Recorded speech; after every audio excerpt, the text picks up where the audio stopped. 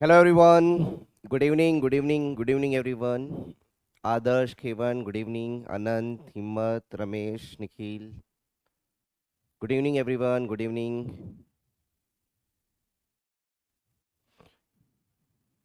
आप लोगों को आवाज आ रही है?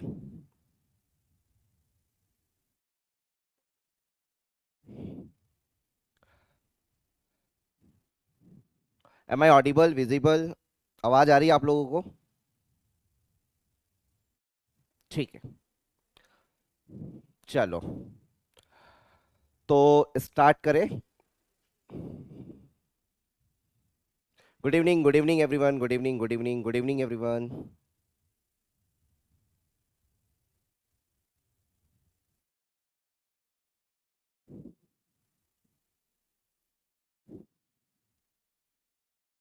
चलो, क्या रह गया था? कुछ रह गया था क्या? सर एक डाउट था. ठीक है. अच्छा, जो डाउट है ना, वो डाउट आप अभी आप क्लास के एंड में पूछ लेना. ठीक है ना? आपके जो भी डाउट है ना, जो भी डाउट है आप क्लास के एंड में पूछ लेना, मैं आपके डाउट्स क्लियर कर दूंगा. ठीक है, अभी स्टार्ट करते हैं क्लास को. ठीक है, चलिए. तो अगर मैं पिछले सेशन की बात करूं तो पिछले सेशन में हम लोगों ने, ठीक है, आई थिंक टोटल कितने केसेस, 5 केसेस देख लिए थे, है ना? कितने केसेस देख लिए थे? 5 केसेस देख लिए थे क्या हम लोगों ने? 5 केसेस या 6 केसेस? कितने केसेस हम लोगों ने देखा था अभी तक? कितने केसेस बन गए? 5 केसेस बन गए. चलिए केस नंबर 6 डालते हैं. ठीक है, केस नंबर 6 डालते हैं. Case number 6. तो आई थिंक मेरे को लग रहा था, मेरे को अगर मैं केस नंबर 4 और केस नंबर 5 आपके पास रिलेटेड था. ठीक है, तो अगर मैं केस नंबर 4 की बात करूं तो आई थिंक केस नंबर 4 में, ठीक है, केस नंबर 4 की बात करूं तो केस नंबर 4 में आपके पास क्या था? फ्री जेट जो है किसको स्ट्राइक कर रहा था? ठीक है, एक मूविंग प्लेट को स्ट्राइक कर रहा था, है ना? Free jet strikes free jet strikes moving vertical plate. Moving vertical plate. Moving vertical plate. तो ये आपके पास कुछ इस तरीके से प्लेट था. ठीक है, ये आपके पास प्लेट था. और ये जो प्लेट है, ये प्लेट स्टेशनरी नहीं था. ये प्लेट जो है ये यू वेलोसिटी से क्या कर रहा था? यू वेलोसिटी से मूव कर रहा था. ये जो प्लेट है, ये प्लेट आपके पास यू वेलोसिटी से क्या कर रहा था? मूव कर रहा था.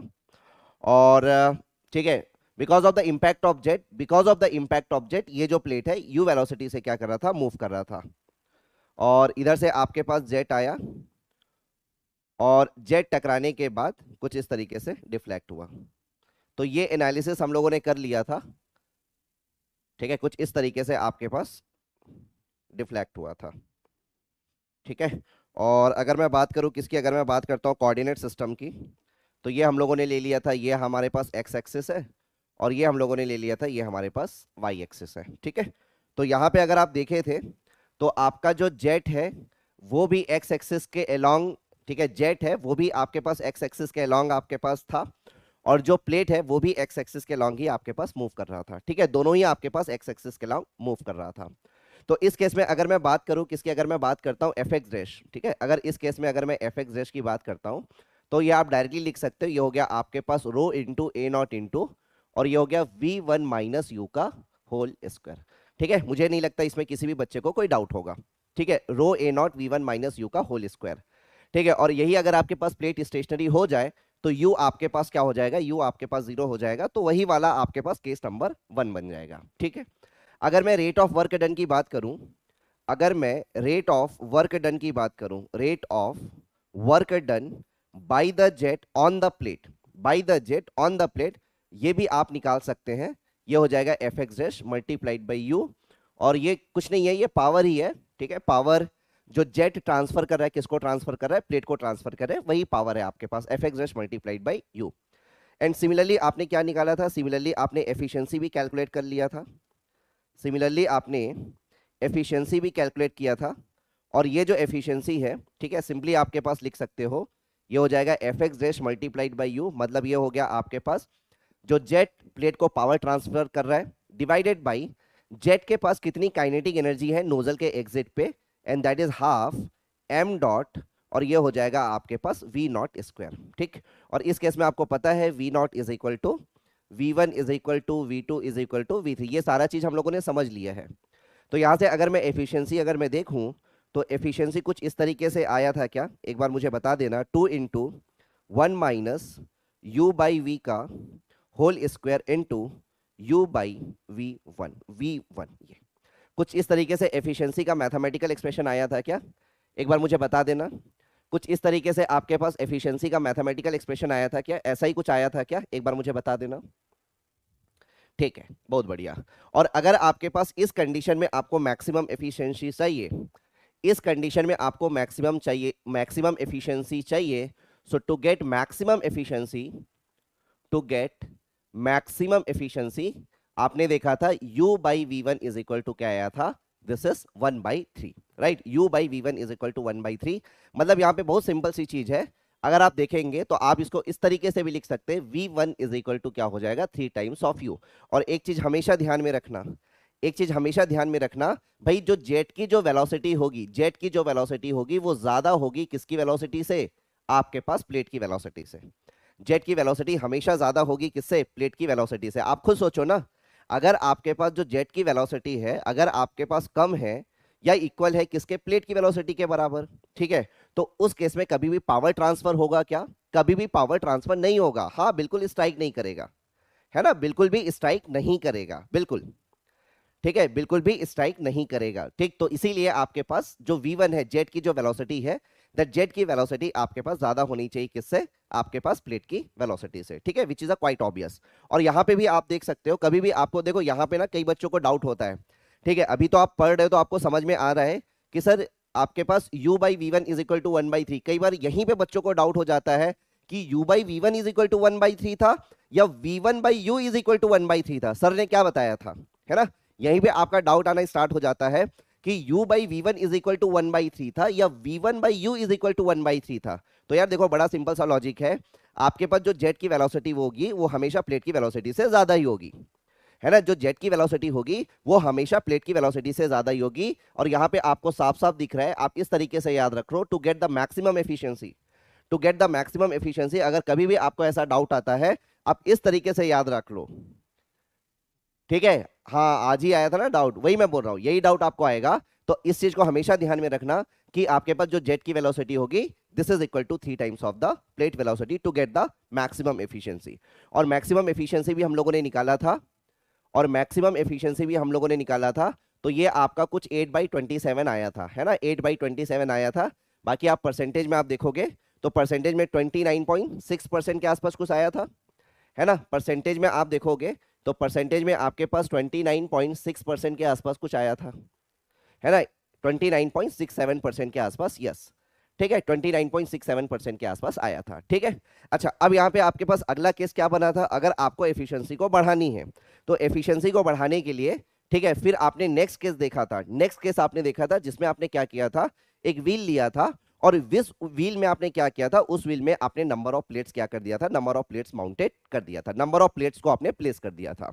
तो वहां पे आपको कंटिन्यूअस पावर भी मिलेगा, उस केस में आपको कंटिन्यूअस पावर भी मिलेगा, और वहां पे आपने देखा था कि कैसे आप एफिशिएंसी आपने निकाला था, ठीक है, कैसे आपने rate of work done calculate किया था, कैसे आपने एफिशिएंसी निकाला था, और कैसे आपने कंडीशन निकाला था मैक्सिमम एफिशिएंसी के करस्पॉन्डिंग, और मैक्सिमम एफिशिएंसी क्या निकली थी। तो मैक्सिमम एफिशिएंसी 50% आई थी, कंडीशन आपके पास मतलब u by V1 is equal to 1/2 के आसपास आया था, मतलब V1 is equal to 2 times of u आया था, ठीक है, रेट ऑफ वर्क डन भी निकाला था आपने, आपने फोर्स भी निकाल लिया था। तो आई थिंक मुझे लग रहा है कि यहां तक सारा चीज आपको क्लियर है ना, यहां तक आपको सारा चीज क्लियर है।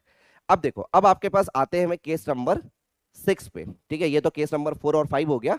अब आ जाते हैं केस नंबर 6 पे, केस नंबर 6 पे, ठीक है, केस नंबर 6 पे।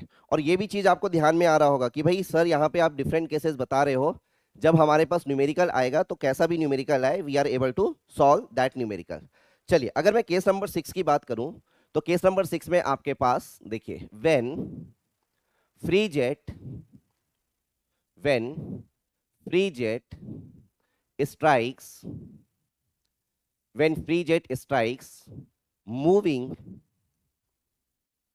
when free jet strikes moving inclined plate, right? Moving inclined plate, when free jet strikes the moving inclined plate. चलो, तो ये आपके पास क्या हो गया भाई, इस तरीके से आपके पास इंक्लाइन प्लेट है, इस तरीके से आपके पास एक इंक्लाइन प्लेट है, ठीक है। जैसे आपने देखा था ना स्टेशनरी इंक्लाइन प्लेट, बिल्कुल आपके पास मिलता जुलता ही है। तो यहाँ पे मैं पूरा डिराइव नहीं करवाऊंगा, कहाँ पे चेंजेस आता है मैं वो आपको बता दूंगा, ठीक है। कहाँ पे चेंजेस आता है वो मैं आपको बता दूंगा। तो ये आपके पास क्या हो गया, ये आपके पास एक इंक्लाइन प्लेट है, और ये बेटा ये हो गया आपके पास जेट। देखो ये जेट इस तरीके से आ रहा है, ये जेट हो गया, ठीक है। टकराने के बाद, ठीक है, कुछ इस तरीके से आपके पास स्प्लिट हो जाएगा, ठीक है। कुछ इस तरीके से आपके पास ये हो गया स्प्लिट, ठीक है। और ये जेट कहाँ से आ रहा है, तो आपको पता है ये जो जेट है सर, ये जेट जो है वो नोजल से आ रहा है। तो ये हो गया आपके पास नोजल, ये हो गया आपके पास nozzle, right, this is the nozzle. और ये जो नोजल है, नोजल के एग्जिट, नोजल के एग्जिट पे अगर आप देखोगे, ये हो गया आपके पास नोजल का एग्जिट। तो नोजल के एग्जिट पे अगर मैं बोलूं, तो नोजल के एग्जिट पे कंडीशन है नॉट, यहाँ पे डायमीटर आपके पास है डी नॉट, वेलोसिटी आपके पास हो गया V naught, mass flow rate आप बोल सकते हो this is the M dot naught, ठीक है। और ये जो प्लेट है, ये जो इंक्लाइन प्लेट है, ये इंक्लाइन प्लेट क्या कर रहा है, ये इंक्लाइन प्लेट जेट के डायरेक्शन में ही क्या कर रहा है, मूव कर रहा है, ठीक है। और किस वेलोसिटी से मूव कर रहा है, तो मैंने बोला ये यू वेलोसिटी से क्या कर रहा है, यू वेलोसिटी से मूव कर रहा है, ठीक है। बस वहां पे आपके पास पहले वाले केस और इस वाले केस में क्या डिफरेंस है, पहले भी आपने इंक्लाइन प्लेट का केस देखा है, ये भी आपके पास इंक्लाइन प्लेट का ही केस है। बट हाँ, यहाँ पे आपके पास जो प्लेट है वो प्लेट स्टेशनरी नहीं है, प्लेट जो है जेट के डायरेक्शन में क्या कर रहा है, जेट के डायरेक्शन में यू वेलोसिटी से मूव कर रहा है, और ये जो एंगल है, ये एंगल आपके पास थीटा है, ठीक है। तो आप क्या करते हो, जब भी आपके पास आपको मोमेंटम इक्वेशन अप्लाई करना होता है, तो आप सबसे पहले क्या करते हैं, सबसे पहले आप अपना कंट्रोल वॉल्यूम बना लेते हो। तो हमें निकालना तो फोर्स किस में है, निकालना तो फोर्स प्लेट में ही है। तो ये हो गया हमारा control volume, this is our control volume, right, this is our control volume, ठीक है। ये हो गया हमारा control volume, this is the control volume. चलिए, अब यहाँ पे आपको निकालना क्या है, आपको निकालना है फोर्स, ठीक। तो आपको निकालना है फोर्स, तो आपके पास याद आ रहा होगा इस वाले केस में हम लोगों ने क्या किया था, इस वाले केस में हम लोगों ने क्या निकाला था, एफ एन डैश, ठीक है। इस वाले केस में हम लोगों ने क्या निकाला था, ठीक है, इस वाले केस में हम लोगों ने निकाला था F N dash, F N dash. तो सबसे पहले हम निकाल लेते एफ एन डैश। क्या है एफ एन डैश, आपको पता है अच्छे से, what is the F N dash, this is the force on plate, on plate, force on plate in normal direction, in normal direction, ठीक है। या फिर आप क्या बोल सकते हो, force exerted by the jet on the plate, ठीक है, on the plate in the normal direction, ठीक है। चलो, अब यहां पे ध्यान देखो, ध्यान से दीजिए, मैं यहां पे एनालिसिस नहीं कर रहा हूं क्योंकि ये एनालिसिस मैं कर चुका हूं, ठीक है। यहां पे मैं डायरेक्टली रिजल्ट लिखूंगा, ध्यान से सुनना। अगर मैं एफ एन डैश की बात कर रहा हूं, अगर बेटा आपका ये प्लेट जो है, अगर ये प्लेट आपका स्टेशनरी था, अगर ये प्लेट आपका स्टेशनरी था, तो आपके पास क्या आया था, ऐसा कुछ आया था क्या, मुझे बता देना। ये हो गया आपके पास रो ए नॉट, और ये हो गया वी वन स्क्वायर, और ये हो गया साइन थीटा। आप मुझे बताओ ऐसा कुछ आया था क्या, आप मुझे बता दीजिए ऐसा कुछ आया था क्या, अगर आपका प्लेट स्टेशनरी था, तो अगर प्लेट आपका स्टेशनरी था तो कुछ इस तरीके से आया था क्या, वेरी गुड, बहुत बढ़िया, ऐसा कुछ आया था क्या, वेरी गुड वेरी गुड, बहुत बढ़िया। चलिए, वेरी गुड वेरी गुड, यही आया था आपके पास, हाँ। अब करना कुछ नहीं है आपको, है ना, करना आपको कुछ नहीं है, आपको सिर्फ क्या करना है, ये जो V1 यहाँ पे आपको लिखा है ना, यहाँ पे ये जो V1 है बेटा, इस V1 को रिप्लेस कर दो किससे, VR1 से। ये जो V1 है ना, इस V1 को रिप्लेस कर दो किससे, इस V1 को रिप्लेस कर दो VR1 से। और क्यों रिप्लेस कर रहे हैं, इसका भी आंसर मुझे लगता है आप सभी को पता है। वेरी गुड, बहुत बढ़िया आदर्श, बिल्कुल बिल्कुल। V1 की जगह पे क्या हो जाएगा, V1 की जगह पे आपके पास हो जाएगा VR1। क्यों हम लोग रिप्लेस कर रहे हैं, है ना सर, क्यों हम लोग रिप्लेस कर रहे हैं, ये भी आपको क्लियर हो गया होगा, ठीक है, ये भी आपको क्लियर हो गया होगा, ठीक है। क्यों हम लोग रिप्लेस कर रहे हैं, ये भी आपको क्लियर हो गया होगा। हाँ बिल्कुल बिल्कुल, प्लेट के ऊपर अपन बैठे हैं, बिल्कुल बिल्कुल। अपन क्या कर रहे हैं, अपन कहाँ बैठ जाते हैं, अपन जो है वो प्लेट के ऊपर बैठ जाते हैं। बेटा आप लोगों का जो भी डाउट है वो अभी रखे रहो, मैं बोल रहा हूँ मैं डाउट लूंगा, आप बिल्कुल भी परेशान मत हो, आप, मैं डाउट आपका लूंगा, जो भी आप लोगों को डाउट है वो आप बिल्कुल, आपने पढ़ा होगा तो डाउट आया होगा, एग्री, आपने अगर पुराने लेक्चर्स जाके देखे होंगे या पढ़ा होगा तो आपको डाउट आएगा, तो वो डाउट अभी आप रखे रहो, है ना। मैं क्योंकि अभी अगर मैं डाउट बताऊंगा ना तो फिर क्लास आगे नहीं बढ़ पाएगी, तो इसीलिए आपके डाउट्स मैं लूंगा। मैं ये नहीं बोल रहा हूँ कि आपके डाउट्स नहीं लूंगा, ठीक है। आपको पता है ना मैं क्लास के एंड में हमेशा मैं रुकता हूँ, आपके जो भी डाउट्स हैं वो डाउट्स आप पूछो, मैं आपको यहाँ पे जब तक आपका डाउट क्लियर नहीं होगा मैं नहीं जाऊंगा। तो आप अपने डाउट्स ना अभी रखे रहो, ठीक है। मैं फिर से बोल रहा हूँ, कॉपी में कहीं पे आप लिख लो, ठीक है, सामने ही लिख लो। जब मैं आपके पास क्लास में एंड होगा ना फिर मैं आपके डाउट्स पूरा क्लियर करके जाऊंगा यहाँ से, ठीक है। नहीं तो फिर ना क्लास आगे नहीं बढ़ पाएगी। आप समझ रहे हैं ना मेरा भी कंसर्न, थोड़ा सा हम लोग पीछे भी चल रहे हैं, आप मेरा कंसर्न समझिए, क्लास आगे नहीं बढ़ पाएगी अगर मैं डाउट्स, इंडिविजुअल डाउट्स लेना मैं लूंगा, मैं मना नहीं कर रहा हूँ नहीं लूंगा कि या डाउट्स नहीं लूंगा, बस आप मुझे थोड़ा सा टाइम दे दो, क्लास के एंड में मैं कर लूंगा, ठीक है। चलो, तो अब यहाँ पे अगर आप देखोगे तो ये हो गया आपके पास rho A not V R one square sine theta. चलिए अब यहीं से आप देखना चाहो तो आप देख सकते हो बेटा, ये हो जाएगा रो ए नॉट, और वी आर वन को मैं क्या लिख सकता हूं यार, ये हो गया वी वन माइनस यू का होल स्क्वायर, और ये हो गया आपके पास साइन थीटा, ठीक है। ये आ गया आपके पास एफ एन डैश। अच्छा, अगर ये आपके पास एफ एन डैश आ गया तो आपको पता है ये जो एफ एन डैश है, इस एफ एन डैश से हम लोग, ठीक है, एफ एक्स डैश भी निकाल सकते हैं और एफ वाई डैश भी हम लोग निकाल सकते हैं। तो यार ये हो गया आपके पास क्या, ये हो गया आपके पास plate, this is the plate, और जो फोर्स लग रहा है जो आपके पास एफ एन डैश आपने निकाला हुआ है, ये हो गया आपके पास क्या, ये हो गया आपके पास एफ एन डैश, ठीक है। ये हो गया आपके पास क्या, ये हो गया आपके पास एफ एन डैश। और आपको पता है अगर मैं थीटा की बात करूं तो थीटा अगर आप देखोगे तो आपने कैसे लिया था, अगर आपको याद होगा, ठीक है, ये हो गया आपके पास जेड का डायरेक्शन, ठीक है। ये हो गया आपके पास क्या, ये हो गया आपके पास जेड का डायरेक्शन, ये हो गया जेड का डायरेक्शन। ये वाला एंगल हम लोगों ने थीटा लिया था, इस वाले एंगल को हम लोगों ने थीटा लिया था, ठीक है। और अगर ये थीटा है तो अब यहां पे आप क्या कर सकते हो, इस एफ एन डैश को दो कंपोनेंट में रिजॉल्व कर सकते हो। तो एक कंपोनेंट आपका हो गया ये वाला, एक कंपोनेंट हो गया आपके पास ये वाला, ये हो गया आपके पास एफ एक्स डैश, और ये हो गया आपके पास क्या, ये हो गया आपके पास एफ वाई डैश, ठीक है। ये हो गया आपके पास क्या, ये हो गया आपके पास एफ एक्स डैश, और ये हो गया आपके पास क्या, ये हो गया आपके पास एफ वाई डैश, ठीक है। अच्छा, अगर आपके पास ये एंगल थीटा है तो इनके परपेंडिकुलर के बीच का भी एंगल थीटा होगा। अगर ये एंगल थीटा है तो इनके परपेंडिकुलर के बीच का भी एंगल थीटा होगा। कल भी मैंने आपको ये लॉजिक बताया था। तो देखो, इसका परपेंडिकुलर ये है और इसका परपेंडिकुलर ये है, मतलब ये वाला एंगल क्या हो जाएगा, दिस एंगल इज थीटा। ये वाला एंगल क्या हो जाएगा, ये वाला एंगल हो जाएगा थीटा। मतलब अगर मैं एफ एक्स डैश की बात करूं, आप यहां से साफ साफ देख पा रहे हो, अगर मैं एफ एक्स डैश की बात करूं तो एफ एक्स डैश आपके पास हो जाएगा F N dash sine theta, ये हो जाएगा F N dash sine theta. और एफ एन डैश आपके पास क्या है, एफ एन डैश आपने ऑलरेडी निकाला हुआ है, तो ये हो जाएगा रो ए नॉट, और ये हो गया वी वन माइनस यू का होल स्क्वायर इनटू ये हो गया आपके पास साइन थीटा, ठीक है। अगर मुझे निकालना है क्या, अगर मुझे निकालना है एफ वाई डैश, तो एफ वाई डैश क्या हो जाएगा, एफ वाई डैश हो जाएगा, ये हो गया आपके पास एफ एन डैश, और ये हो गया आपके पास कॉस थीटा। तो यहां से आप लिख सकते हो, ये हो गया आपके पास रो ए नॉट, और ये हो गया वी वन माइनस यू का होल स्क्वायर, और ये हो गया आपके पास क्या, ये हो जाएगा आपके पास साइन थीटा कॉस थीटा।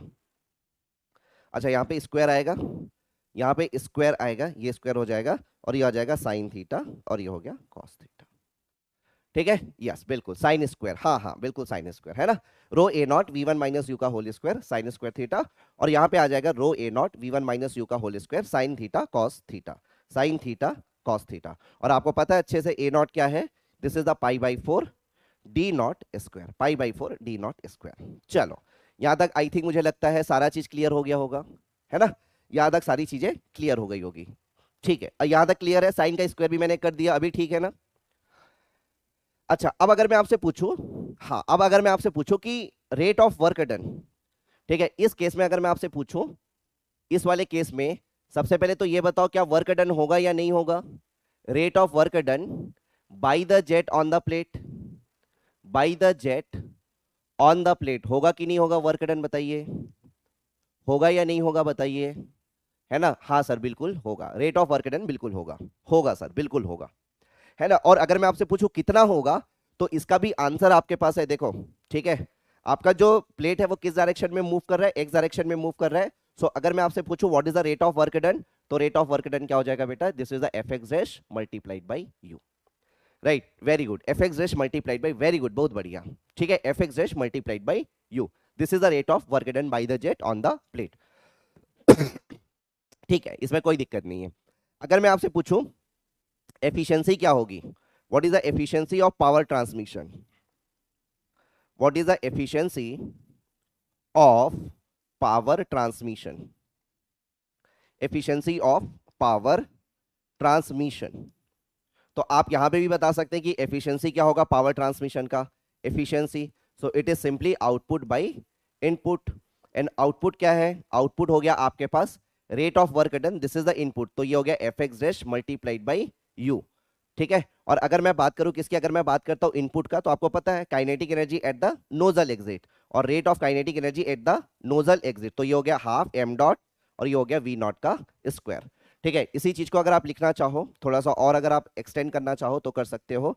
ये हो जाएगा 2 इंटू एफ एक्स डैश आपका कितना था? एफ एक्स डैश आपने लिखा था, ये हो गया रो, ये हो गया ए नॉट और ये हो गया वी वन माइनस यू का, ये हो गया whole square, right, V one minus U का होल स्क्वायर, और ये आ जाएगा आपके पास साइन स्क्वायर थीटा, ये हो जाएगा आपके पास sine square theta into U divided by ये हो जाएगा आपके पास, अच्छा हाफ टू तो ऊपर चला गया, एम डॉट नॉट, ये हो जाएगा आपके पास रो ए नॉट और ये हो जाएगा वी नॉट का क्यूब, ये हो जाएगा। ठीक है, तो रो ए नॉट ये हो गया कैंसल। तो अल्टीमेटली यहां से क्या आ जाएगा, इसको थोड़ा सा अगर आप अरेंज करेंगे तो आपको पता है ना वी नॉट और वी वन क्या है? V not is equal to V one is equal to, ये अच्छे से आपको पता है कि V not is equal to V one is equal to V two is equal to V three, ये आपको अच्छे से पता है यार। ये नॉट है, ये वन है, इधर आपके पास टू है, इधर आपके पास थ्री है। ठीक है, यहाँ पे अगर मैं बोलूँ एब्सोल्यूट वेलोसिटी यहाँ पे v1 है, इधर v2 है, इधर आपके पास क्या है v3 है। रिलेटिव वेलोसिटी की बात करूँ यहाँ पे vr1 है, इधर आपके पास क्या है, इधर आपके पास vr2 है और इधर आपके पास क्या है vr3 है। ठीक, तो यहाँ से अगर मैं बात करूँ किसकी, अगर मैं बात करता हूँ एफिशिएंसी की, तो आप लिख सकते हैं ये हो जाएगा 2 इंटू ये हो गया 1 minus U by we one का होल स्क्वायर इंटू ये हो गया U by we one into ये हो जाएगा साइन स्क्वायर थीटा। ठीक है, ये आ जाएगा साइन स्क्वायर थीटा। ठीक है, क्लियर है? क्लियर है पॉइंट? अरे वाई में कैसे मूव करेगा, एक्स में मूव कर रहा है ना, प्लेट तो एक्स में मूव कर रहा है। ठीक है, तो ये आपके पास क्या आ गया, ये आपके पास आ गया एफिशिएंसी। ठीक है, अब अगर आप पिछले वाले केस से अगर आप कंपेयर करोगे, अगर आप पिछले वाले केस से अगर कंपेयर करोगे, जहां पे आपके पास प्लेट कैसा था, जहां पे प्लेट आपके पास वर्टिकल था, जहां पे आपके पास प्लेट कैसा था, प्लेट आपके पास वर्टिकल था, तो थीटा की वैल्यू हो जाएगी कितनी, थीटा की वैल्यू हो जाएगी 90 डिग्री, और यही आपके पास आया था, है ना, यही आपके पास आया था। ठीक है, यही आपके पास आया था। ठीक है, इसमें आपके पास देखो कोई भी डाउट है क्या? कोई भी डाउट आई थिंक नहीं होना चाहिए। अच्छा, अब यहां पे भी अगर मैं आपसे बोलूं, चलिए for a particular theta, for a particular theta, क्योंकि देखो इस इक्वेशन में अगर आप देखेंगे ना, तो इस इक्वेशन में आपके पास आपको दिखेगा दो वेरिएबल है। एक वेरिएबल तो आपके पास क्या है, u बाई वी वन एक वेरिएबल है और दूसरा वेरिएबल आपके पास थीटा है। ठीक है, तो अब यहां पे ध्यान से सुनिएगा मैं क्या बोलना चाह रहा हूं, इधर सुनना। For a particular theta, for a particular theta, for a particular theta, for a particular theta, right, for a particular theta आपको क्या दिख रहा है, एफिशिएंसी जो है this is a function of u by we one which is a speed ratio, right, for a particular theta efficiency जो है that is the function of u by we one which is a speed ratio. Same चीज यहां पे भी कर सकते हैं, to get maximum efficiency, to get maximum efficiency, to get maximum efficiency, अगर आपको मैक्सिमम एफिशिएंसी चाहिए तो आप देख लो ये हो जाएगा आपके पास डी ईटा एंड वेरिएबल आपके पास क्या है, ये हो गया this is equal to zero. ठीक है, के एस क्या है, speed ratio which is equal to u by we one, ये हो गया। ठीक है, सेम आएगा यहाँ पे। ठीक है, अगर आप डिफ्रेंशिएट करोगे, डिफ्रेंशिएट करके इसको सॉल्व करोगे, तो क्या आपको लग रहा है कि आपका केस क्या आएगा, क्या आएगा भाई, बोलो क्या आ जाएगा, क्या वही आ जाएगा 1/3, है ना, क्या यही आ जाएगा क्या 1/3, सेम आएगा क्या? यस, सेम आएगा क्या? सबको लग रहा है बेटा सेम आएगा? अरे बोलो यार, सबको लग रहा है ना 1/3 आएगा? हाँ सर 1/3 आएगा, बिल्कुल। ठीक है, 1/3 आएगा। और अगर आपको मैक्सिमम एफिशिएंसी चाहिए तो मैक्सिमम एफिशिएंसी इस केस में कितना मिल जाएगा, इस केस में मैक्सिमम एफिशिएंसी मिल जाएगा, ये हो जाएगा आपके पास 8/27, 8/27 और ये हो जाएगा आपके पास sine square theta, 8/27 sine square theta, this is the maximum efficiency. ये आपके पास मैक्सिमम एफिशिएंसी है ना, 8/27 sine square theta. So theta की वैल्यू अगर आप चेंज करेंगे, साइन थीटा का क्या करेंगे, अरे आपको क्वेश्चन में जो दिया रहेगा थीटा वो लेना ना यार। क्वेश्चन में जो थीटा लिया है, मान लीजिए आपके पास थीटा की वैल्यू दे दिया 30 डिग्री। मान लीजिए आपको इसी क्वेश्चन में दे दिया कि थीटा की वैल्यू आपको दे दिया क्या, थीटा की वैल्यू आपको दे दिया 30 डिग्री। क्वेश्चन में बोल रहा है कि for theta is equal to 30 degree find the maximum efficiency. For theta is equal to 30 degree find the maximum efficiency. तो क्या करेंगे, 8/27 इंटू साइन स्क्वायर 30 डिग्री। हाँ हाँ, थीटा एकदम क्वेश्चन के अकॉर्डिंग लेंगे बिल्कुल, है ना। अगर आपको क्वेश्चन में बोल दिया for a angle theta is equal to 30 degree find the maximum efficiency, बात समझ में आ रहा है क्या, है ना। बिल्कुल, और यहाँ पे साफ साफ भी दिख रहा है आपको, आपको ये साफ साफ भी दिख रहा है मैक्सिमम एफिशिएंसी कब मिलेगा, मैक्सिमम एफिशिएंसी जो आपको मिलेगा थीटा इज इक्वल टू, अगर आपके पास थीटा 90 डिग्री हो जाए, थीटा अगर 90 डिग्री हो जाए तब उस केस में you will get the maximum efficiency, अगर थीटा वेरिएबल है तो।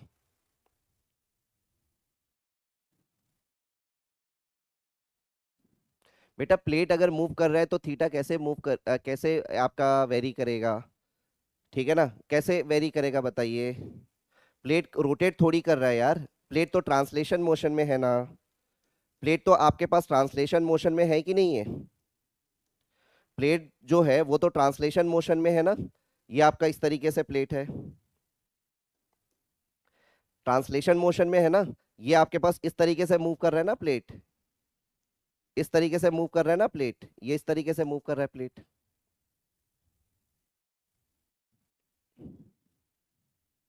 हाँ एंगल डिग्री में होगा, बिल्कुल बिल्कुल बिल्कुल, एंगल डिग्री में होगा बिल्कुल, एंगल डिग्री में होगा ना बिल्कुल, ठीक है ना। थीटा चेंज नहीं हो रहा है यार, थीटा को मत चेंज करो, ये थोड़ी ना चेंज हो रहा है, ये थीटा चेंज नहीं हो रहा है। अगर आपने एक बार थीटा की वैल्यू 30 डिग्री रख दी तो जैसे जैसे ये प्लेट आगे बढ़ेगा तो वो थीटा 30 डिग्री ही रहेगा, है ना। ये रोटेट थोड़ी कर रहा है, ऐसे रोटेट थोड़ी कर रहा है, ये तो ट्रांसलेशन मोशन में है ना।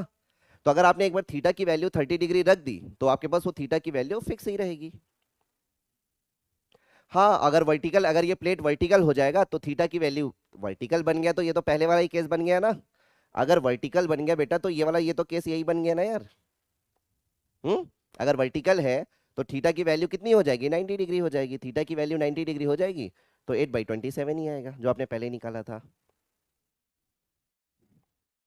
ठीक है, आया समझ में। चलो बढ़े नेक्स्ट केस की तरफ। ठीक है,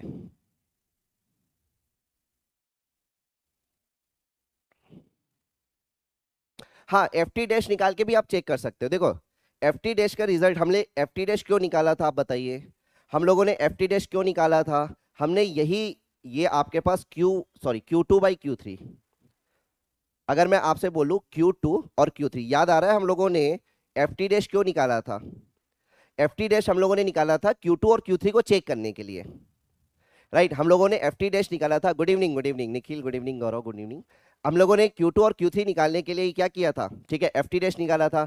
तो यहाँ पे आपके पास Q2, देखो एफ टी डैश तो जीरो ही होगा, एफ टी डैश जो है वो तो आपका जीरो ही होगा, ठीक है, जीरो ही होगा एफ टी डैश, क्योंकि कोई फ्रिक्शन नहीं है ना, प्लेट और जेट के बीच में कोई फ्रिक्शन नहीं है ना, तो एफ टी डैश तो आपका जीरो ही होगा। अब अगर मैं ये Q2 की बात करूं तो बेटा इसमें कोई चेंजेस नहीं आएगा। आपने क्या लिखा था, ये लिखा था ना Q1/2 1 प्लस कॉस थीटा, यही रहेगा, इसमें थोड़ी कोई चेंजेस आएगा जी। और आपके पास यहाँ पे ये हो जाएगा Q1/2 और ये हो गया 1 माइनस क्या हो जाएगा, कॉस थीटा, इसमें कोई चेंजेस नहीं आएगा, ठीक है। और यहाँ पे अगर आप देखोगे इन दोनों का जो रेशियो है Q2/Q3, ये आपने लिखा था this is 1 plus cos theta, इसमें कोई चेंजेस नहीं आएगा यार, 1 minus cos theta, 1 minus cos theta, ठीक है। तो इधर आपके पास क्या होगा, इधर आपके करके देख लेना यार, इतना तो करके देख ही सकते हो, कोई चेंज नहीं आएगा भाई। ये हो गया Q2 Q3 और यहाँ पे आपके पास क्या है Q1, ठीक है।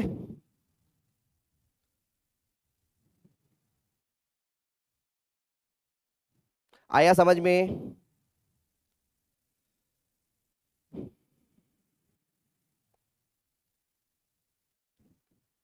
अरे कैसे बच्चे हो यार, अगर वर्टिकल, अगर प्लेट वर्टिकल दे दिया तो बेटा कैसे, थीटा की वैल्यू तो 90 डिग्री हो गई ना, कैसे गधे बच्चे हो। अगर आपके पास अगर प्लेट वर्टिकल है तो थीटा की वैल्यू 90 डिग्री हो गई ना। अगर प्लेट वर्टिकल है तो केस नंबर 4 तो ऑलरेडी लिखा हुआ है। कैसे बच्चे हो यार, केस नंबर 4 ऑलरेडी डिस्कस किया हुआ है। अगर आपके पास इंक्लाइन होगा तो ये केस है, अगर इंक्लाइन होगा तो ये केस है। ठीक है, चलो बस। हाँ हाँ, नहीं बेटा Q2 और Q3 कैसे सेम होगा? अरे कैसे यार, Q2 और Q3 कैसे सेम होगा? इस केस में Q2 और Q3 सेम होता है क्या? इंक्लाइन प्लेट का केस है ये। ठीक है, m.2 तुम लोग पढ़ते नहीं हो घर जाके, पढ़ते नहीं हो ना घर जाके, सच्ची सच्ची बताओ। सब मैं उसी चीज को रिपीट करता हूं। ये देखो m.2 by m.3।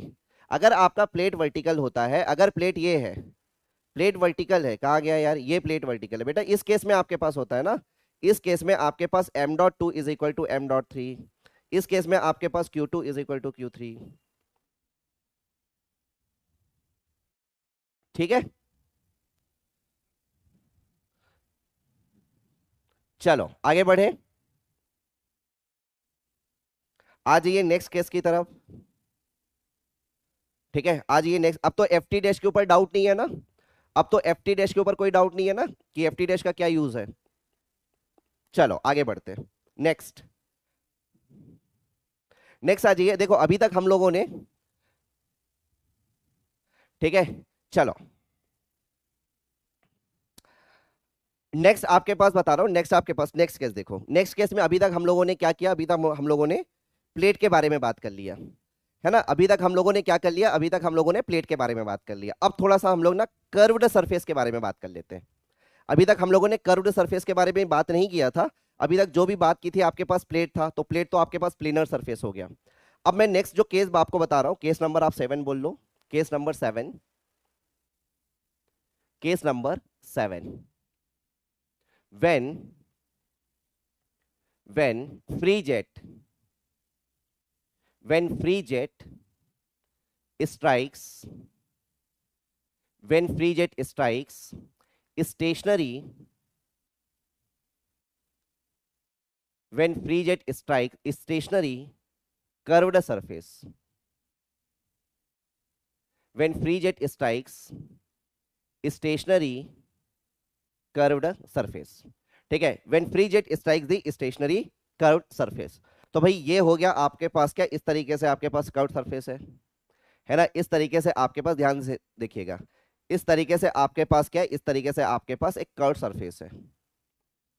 This is the curved surface, ये कर्व्ड सरफेस है। और ये जो कर्व्ड सरफेस है, ये कर्व्ड सरफेस आपके पास कैसा है? ये कर्व्ड सरफेस है स्टेशनरी, ये हो गया आपके पास स्टेशनरी। ठीक है, इधर से आपके पास देखो जेट आ रहा है, कुछ इस तरीके से जेट आ रहा है, नोजल से आपके पास ये जेट आ रहा है।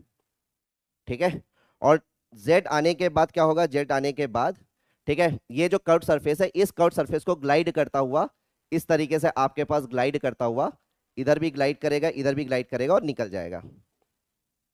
ठीक है, इधर निकल गया, ये देखो ये इधर निकल गया, और इधर अगर आप देखोगे तो ये आपके पास कुछ इस तरीके से इधर निकल गया, है ना, इस तरीके से इधर निकल गया। बोलो भाई ऐसा ही कुछ होगा? ठीक है, बोलो ऐसा ही कुछ होगा। ठीक है, ये आपके पास कर्व्ड सरफेस स्टेशनरी है, इधर से जेट आ रहा है, और ये जेट कहाँ से आ रहा है? तो आपको पता है ये जो जेट है सर, ये नोजल से आ रहा है, ये हो गया आपके पास nozzle, this is the nozzle, this is the nozzle, ये हो गया। ठीक, अच्छा अब यहाँ पे ना मैं क्या कर रहा हूँ, थोड़ा सा ध्यान से सुनना, मैं थोड़ा ध्यान से सुनिएगा। ठीक है, अब मैं यहाँ पे क्या कर रहा हूँ, यहाँ पे मैं ना थोड़ा सा एनालिसिस को सिंपल बनाने के लिए, राइट, थोड़ा सा एनालिसिस को सिंपल बनाने के लिए यहां पे मैं क्या करता हूं, यहां पे मैं सिमेट्रिक कंडीशन लेके चलता हूं। राइट, यहां पे ध्यान से सुनना मैं क्या बोलना चाह रहा हूं। ठीक, एनालिसिस को सिंपल बनाने के लिए मैं क्या कर रहा हूं, यहां पे सिमेट्रिक कंडीशन ले रहा हूं। ठीक है, अगर अनसिमेट्रिक कंडीशन होगा तो भी आप डील कर सकते हो, उसमें कोई प्रॉब्लम नहीं है। तो यहां पे ये जो आपके पास कर्व्ड सरफेस है, इस कर्व्ड सरफेस को मैं क्या ले रहा हूं, इस कर्व्ड सरफेस को मैं मान के चल रहा हूं कि सिमेट्रिक है। क्या मतलब है सिमेट्रिक का? देखो इधर ध्यान से सुनना, this is the symmetric curved surface, ये आपके पास सिमेट्रिक कर्व्ड सरफेस है। ठीक है, अच्छा क्या मतलब है सिमेट्रिक कर्व्ड सरफेस का? कुछ नहीं है, इधर देखना ध्यान से। अगर आप देखोगे यहां से ये हो गया हॉरिजॉन्टल लाइन, इधर भी अगर आप देखोगे ये हो गया हॉरिजॉन्टल लाइन, मैंने बोला अगर यहाँ पे एंगल थीटा है, ठीक है, यहाँ पे कुछ एंगल बनाते हुए डिफ्लेक्ट होगा, ये एंगल थीटा है, तो यहाँ पे भी मैं मान के चल रहा हूँ ये एंगल थीटा है, ठीक है। अब भाई आपके पास ये एंगल और ये एंगल अलग अलग भी हो सकता है, ये एंगल और ये एंगल आपके पास सेम भी हो सकता है। अगर अनसिमेट्रिक कंडीशन है तो अनसिमेट्रिक कंडीशन होगा तो इसको आप थीटा मान लो, इसको आप अल्फा मान लो। यहां पे थोड़ा सा सिंप्लीफाई करने के लिए मैंने आपको क्या बता दिया कि यहां पे ये एंगल थीटा है तो ये भी एंगल आपके पास क्या होगा, ये भी एंगल आपके पास थीटा होगा।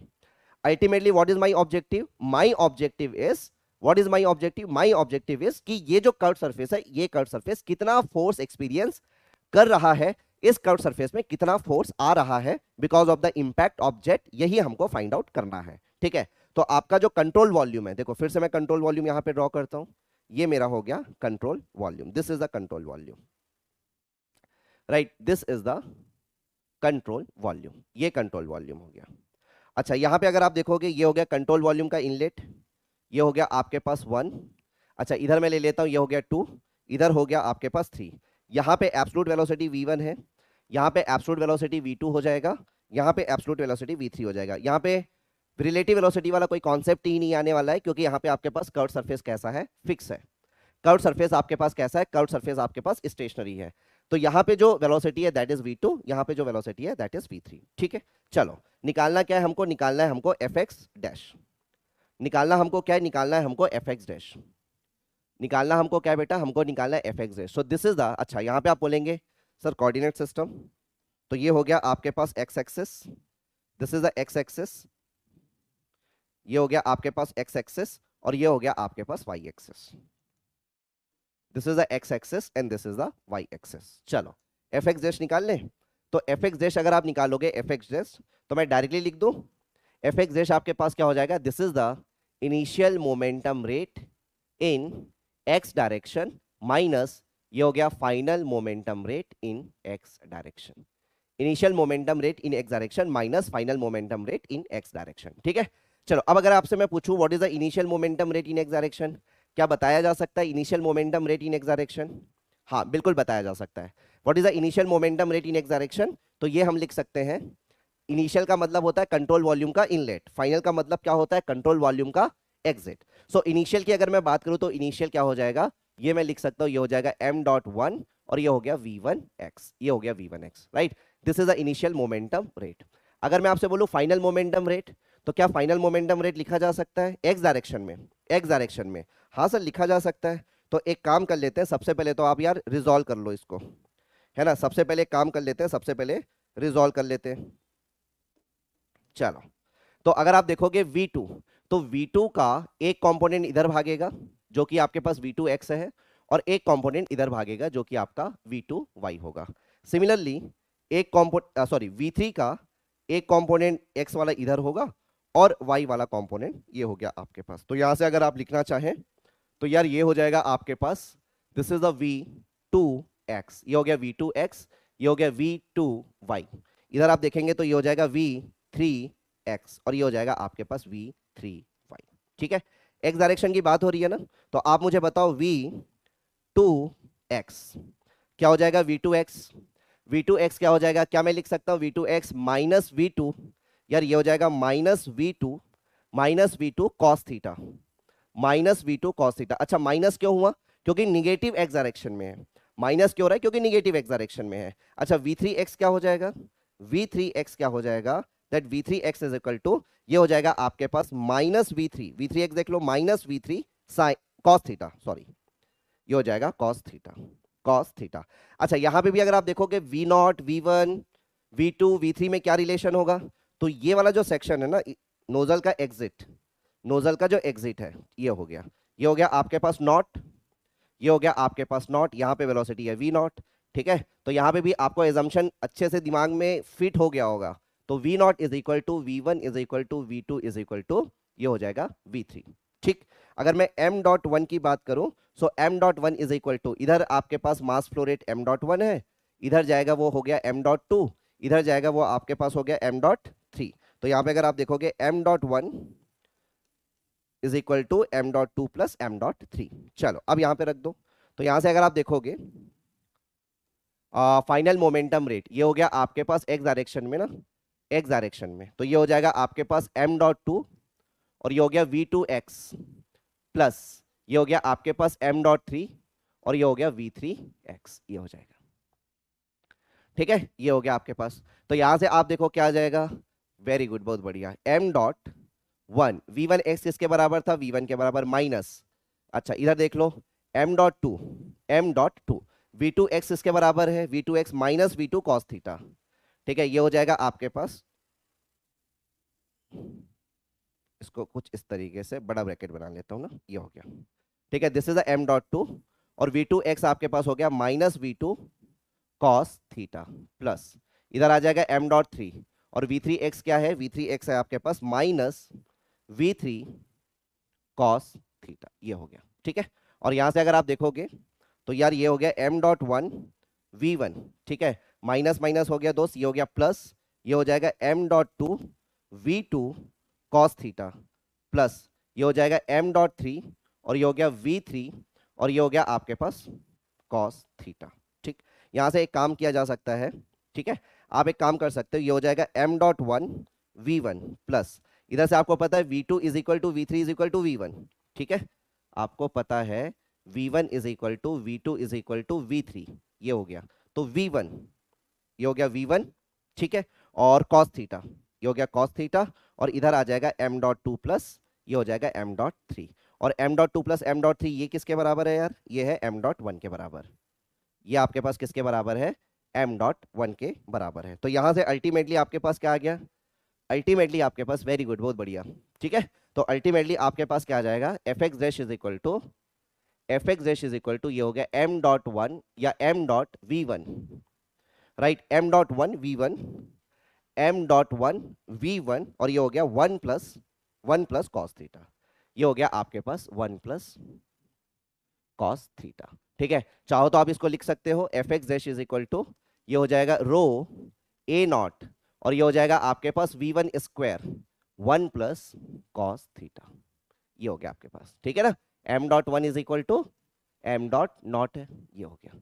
ठीक है, so this is the fx dash, ये आपका fx डैश है, this is the fx dash.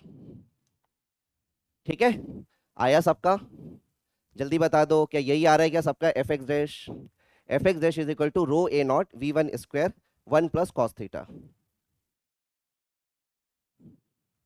Check कर लेना सबका यही आ रहा है क्या,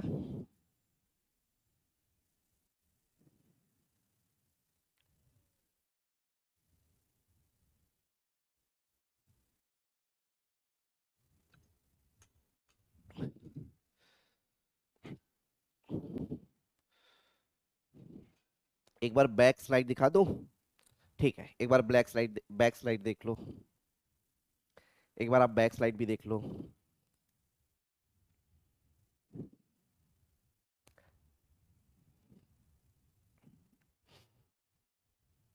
ठीक है, अब देखो, अगर अगर आपके पास अनसिमेट्रिक कंडीशन है, अगर है ना, अगर आपके पास अनसिमेट्रिक कंडीशन है, अगर थीटा और अल्फा है, अगर आपके पास यहाँ पे एंगल जो है, यहाँ पे एंगल आपके पास थीटा है और यहाँ पे एंगल आपके पास अल्फा है, तो यहाँ पे भी आपको समझ में आ गया होगा कहाँ पे चेंजेस आएगा। अगर आपके पास अनसिमेट्रिक कंडीशन है तो ये भी आपको समझ में आ रहा है कि कहाँ पे चेंजेस आएगा, बोलो भाई यस और नो, अरे बोलो भाई यस और नो, कहाँ पे चेंजेस आएगा, समझ में आ रहा है क्या। ठीक है, यहीं पे आएगा सर v2x जो होगा ये हो जाएगा sir minus v2 cos theta और सर अगर आप उसको अल्फा मान रहे हैं तो ये सर हो जाएगा आपके पास cos alpha minus v3 cos alpha,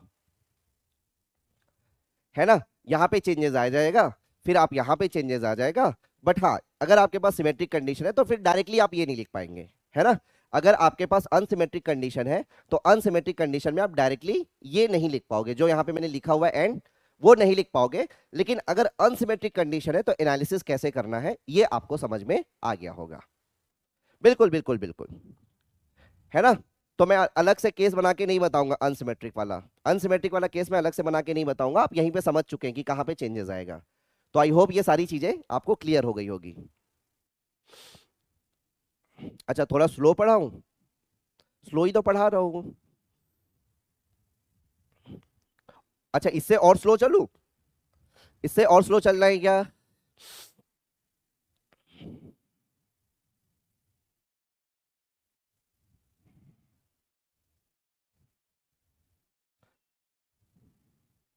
अच्छा थोड़ा सा, चलो ठीक है, ठीक है, मैं स्लो करता हूँ, थोड़ा स्लो करता हूँ, ज्यादा नहीं, थोड़ा स्लो करता हूँ।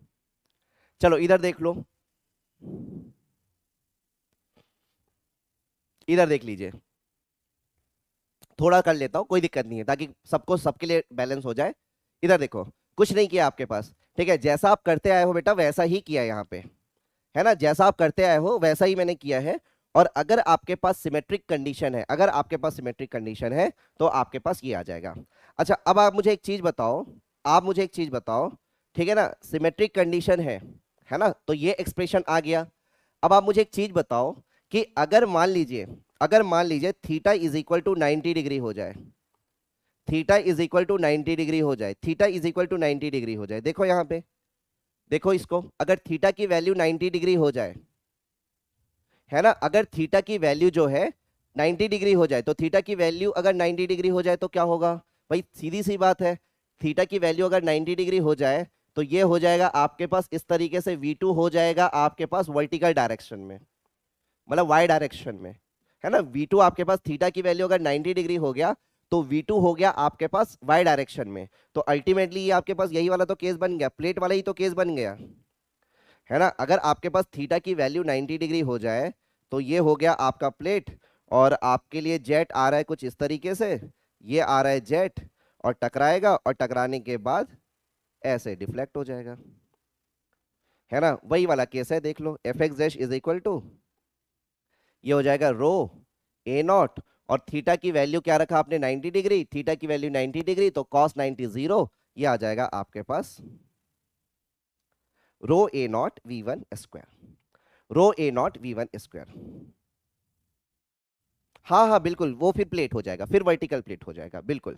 अच्छा अगर आपके पास थीटा की वैल्यू 90, थीटा की वैल्यू अगर 0 डिग्री हो जाए तो कैसे होगा, अगर थीटा की वैल्यू 0 डिग्री हो जाए तो, थीटा की वैल्यू अगर 0 डिग्री हो जाए, अगर थीटा की वैल्यू 0 डिग्री हो जाए तो कैसा होगा, अगर थीटा की वैल्यू 0 डिग्री हो जाए तो आप मुझे बताओ कुछ इस तरीके से होगा क्या, अगर थीटा की वैल्यू 0 डिग्री हो जाए तो आप मुझे बताओ कुछ, ये तो आपके पास सेमी सर्कुलर बन जाएगा क्या, ये आपके पास सेमी सर्कुलर बन जाएगा क्या, बताओ जल्दी से, ये आपके पास सेमी सर्कुलर बन जाएगा क्या, इस तरीके से ये बन गया सेमी सर्कुलर ऐसा, है ना, ये बन गया ऐसा, तो बेटा इधर से जेट आ रहा है, देखो इधर से ऐसा जेट आएगा, अरे सॉरी कलर चेंज कर लेता हूँ, इधर से ऐसा जेट आएगा, इधर से ऐसे जेट आएगा, है ना, और फिर ऐसा ग्लाइड करेगा, अरे सॉरी, इधर से जेट आएगा और ऐसा ग्लाइड करेगा, ऐसा, और इधर भी ऐसा ग्लाइड करेगा, ऐसा, और ये निकल जाएगा कुछ इस तरीके से,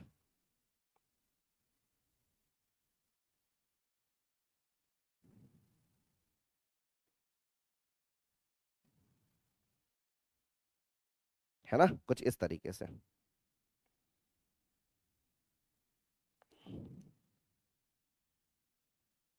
ये हो गया आपके पास, बिल्कुल बिल्कुल बिल्कुल, ठीक है, सो थीटा की वैल्यू अगर 0 डिग्री हो जाए तो इस केस में आपके पास क्या हो जाएगा, बताओ एफ एक्स डैश क्या हो जाएगा, F x dash is equal to cos zero, theta की वैल्यू जीरो, तो कॉस जीरो हो गया one, one plus one two, तो ये हो जाएगा आपके पास टू रो ए नॉट, और ये हो गया आपके पास वी वन स्क्वायर, ठीक है, अगर थीटा की वैल्यू क्या हो जाए 0 डिग्री हो जाए, तो जस्ट डबल हो जाएगा,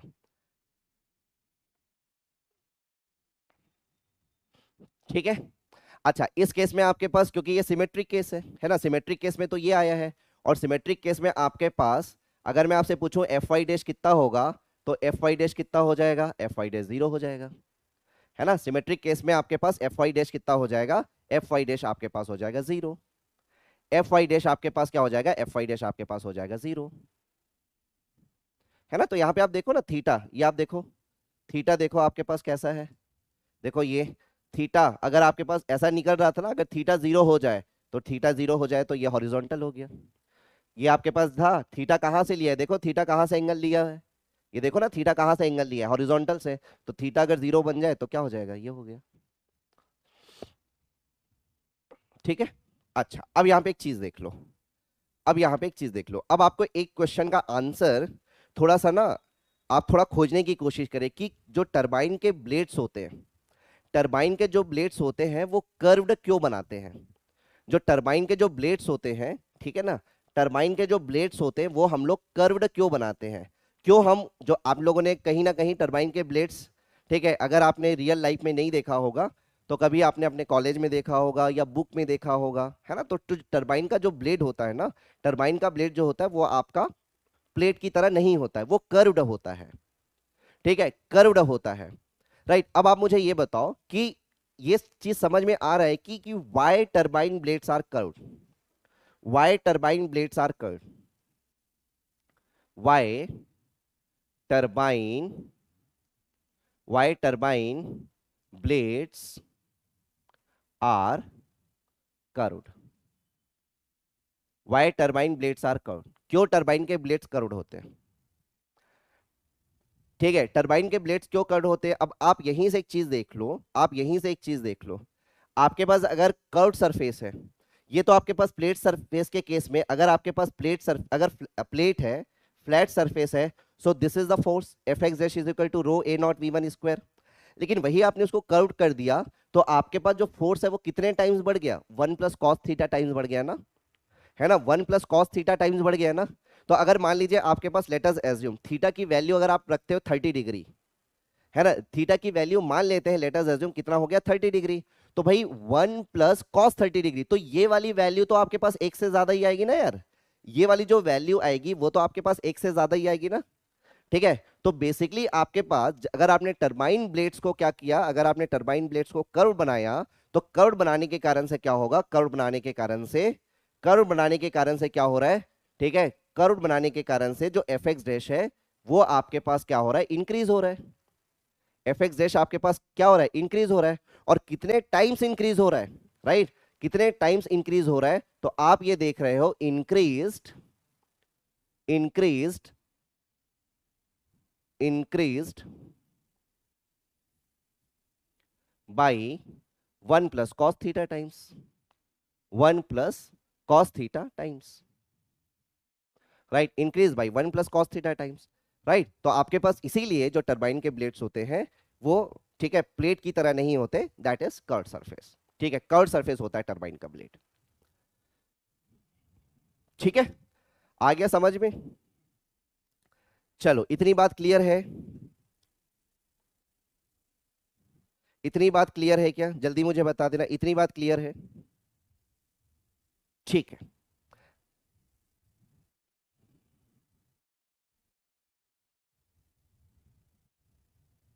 ठीक, अच्छा आगे बढ़ते, नेक्स्ट, नेक्स्ट आप देख लो, इसी में एक और केस बना देता हूं कि अगर केस नंबर 8, इसी में मैं आपको एक केस और बता देता हूं, केस नंबर 8, इसका आंसर आप बताओगे भाई, इसका आप मुझे बताओ, केस नंबर 8 क्या चेंजेस आएगा आप मुझे बताना। Case number 8, when, when free jet, when free jet strikes moving, moving curved surface, moving curved surface, ठीक है, मूविंग कर्व्ड सरफेस। तो ये हो गया आपका कर्व्ड सरफेस, ये हो गया आपके पास curved surface, this is the curved surface, and because of the impact of jet, ये हो गया आपके पास जेट इस तरीके से आ रहा है, and because of the impact of jet, ये जो आपके पास कर्व्ड सरफेस है, this curved surface is moving with velocity u, ये जो कर्व्ड सरफेस है, ये कर्व्ड सरफेस u वेलोसिटी से मूव कर रहा है, ठीक है। और टकराने के बाद क्या हो जाएगा, टकराने के बाद कर्व्ड सरफेस के लॉन्ग ग्लाइड करेगा, और ग्लाइड करता हुआ कुछ इस तरीके से निकल जाएगा, कुछ इस तरीके से निकल जाएगा, कुछ इस तरीके से निकल जाएगा, ये हो गया, ठीक है, ऐसा ग्लाइड करेगा, देखो ऐसा ग्लाइड करेगा, और ग्लाइड करते हुए कुछ इस तरीके से निकल जाएगा, ठीक है। और ये जो जेट है, ये जेट कहाँ से आ रहा है, तो नोजल से ही आ रहा है ये जेट, ये हो गया नोजल,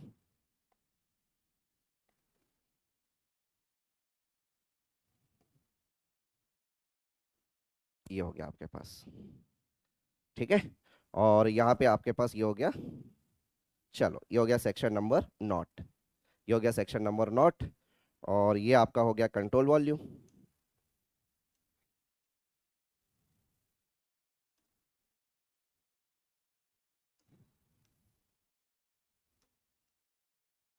राइट, ये हो गया। और ये हो गया आपके पास 1, सॉरी नॉट, ये हो गया आपके पास 1, इधर ये हो गया 2, इधर हो गया 3। यहाँ पे एब्सोल्यूट वेलोसिटी v1, इधर एब्सोल्यूट वेलोसिटी v2, इधर absolute velocity v3, relative velocity यहाँ पे vr2, इधर रिलेटिव वेलोसिटी ये हो गया vr3, और यहाँ पे रिलेटिव वेलोसिटी vr1, ये हो गया। बस बस, वेरी गुड, बहुत बढ़िया। केस नंबर 7 में पावर और एफिशिएंसी कितनी होगी? 0 होगी ना। अरे केस नंबर 7 में आप देखो ना, पावर तो 0 होगा ना, फिक्स था ना, फिक्स था, पावर फिक्स था ना, तो फिक्स है तो आपके पास कोई वर्क डन तो होगा ही नहीं ना, फिक्स अगर है तो वर्क डन तो होगा ही नहीं ना। ठीक है, अच्छा इस यहाँ पे एफ एक्स डैश कितना आ जाएगा? चलो मैं डायरेक्टली लिखूं, ये आ जाएगा आपके पास रो ए नॉट, और ये हो गया v1 माइनस यू का होल स्क्वायर, और ये हो जाएगा आपके पास 1 प्लस कॉस थीटा। ठीक है, और यहां पे भी मैं क्या मान के चल रहा हूं कि सिमेट्रिक कंडीशन है, यहां पे भी मैं क्या मान के चल रहा हूं कि सिमेट्रिक कंडीशन है। ठीक है, ये हो गया आपके पास, यहाँ पे भी ये थीटा है और यहाँ पे भी ये थीटा है, थीटा थीटा, सिमेट्रिक कंडीशन है। Rho A not we one minus U का whole square, right, rho A not we one minus U का whole square 1 plus cos theta. ठीक है, और अगर मैं यहाँ पे आपसे पूछूं कि भाई चलो ठीक है, ये तो आपके पास क्या निकल गया, ये तो निकल गया आपके पास एफ एक्स डैश। सो अगर मैं आपसे पूछूं what is the rate of work done, rate of work done, so what is the rate of work done, this is the F x dash multiplied by U. ठीक है, ये हो जाएगा, कर सकते हैं ना। सेम चीज अगर मैं पूछूं what is the efficiency, what is the efficiency, भाई जहां पे मूव कर रहे हैं वहां पे आपके पास रेट ऑफ वर्क डन आप निकाल सकते हो, एफिशिएंसी आप निकाल सकते हो। ये हो जाएगा output by input, and output आपको पता है ये हो जाएगा F x dash multiplied by you divided by input, ये हो जाएगा हाफ एम डॉट नॉट, और ये हो जाएगा v not square, and v not is equal to v1 is equal to v2 is equal to v3। ये हो गया। ठीक है, बाकी यहाँ पे आप एफिशिएंसी निकाल सकते हैं, ये हो जाएगा रो ए नॉट, ये हो जाएगा v1 माइनस यू का होल स्क्वायर, ये हो गया 1 plus cos theta divided by, ठीक है 2 ऊपर चला जाएगा, नीचे आ जाएगा रो ए नॉट, और ये हो जाएगा v1 का क्यूब, v1 का क्यूब, रो ए नॉट ये चला गया। ठीक, तो अल्टीमेटली यहाँ से क्या आ जाएगा, अच्छा यहाँ पे कुछ मिसिंग है, क्या मिसिंग है, यू मिसिंग है, यहाँ पे यू मिसिंग है, तो एफिशिएंसी इज इक्वल टू ये आ जाएगा 2 into 1 minus U by we one का whole square into U by we one, और ये हो जाएगा 1 प्लस कॉस थीटा, ये हो जाएगा। ठीक है, बस ये हो गया efficiency, this is the efficiency.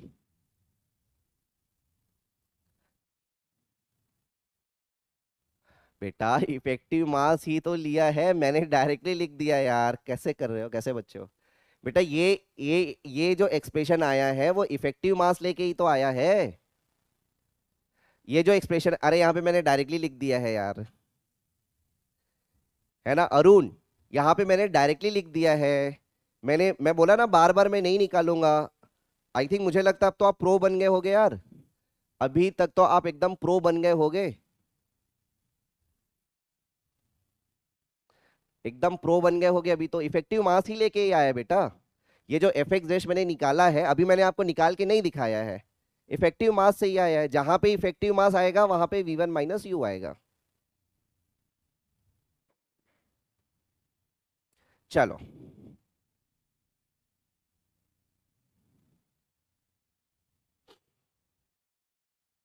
चलो ठीक है, क्लियर है। अच्छा यहाँ पे भी आप वही चीज कर सकते हो, to get maximum efficiency, same चीज कर रहे हैं ना, देखो to get maximum efficiency, to get maximum efficiency d eta by d k s is equal to 0। ठीक है, और के एस की अगर मैं बात करूं तो आपको पता है this is a speed ratio and this is u by v1। यहां से आपके पास आ जाएगा, डायरेक्टली लिखो ना, u by v1 is equal to 1/3। ठीक है, और यहां से आप मैक्सिमम एफिशिएंसी निकाल सकते हो। It is 8/27 1 plus cos theta. 8/27 1 plus cos theta. 8/27 1 plus cos theta.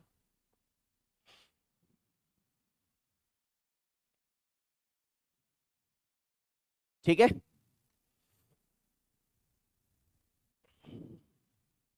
कहां पे v into v one minus u आता है, कहां पे आता है? सब तो सही है, सब तो सही है, ठीक तो है, कोई दिक्कत नहीं है, सब सही है। चलो, क्लियर है क्या ये? हर सही है, सब चीज सही है, ओके। बढ़े आगे, क्लियर है?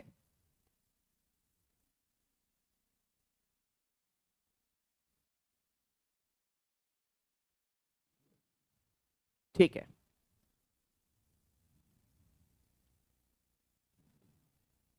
अरे हो तो रही है यार, कैसे एफिशिएंसी चेंज नहीं हो रही है?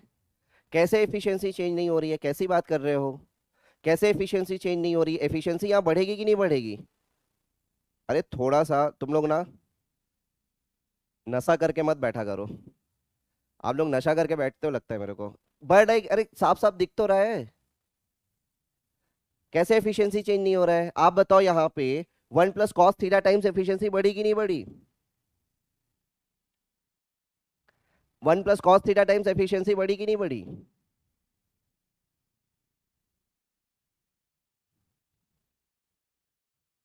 तो ठीक है ना, लिमिट में किया करो, है ना, लिमिट में किया करो, ज्यादा करके नहीं बैठना है, लिमिट में करना है। बड़े आगे।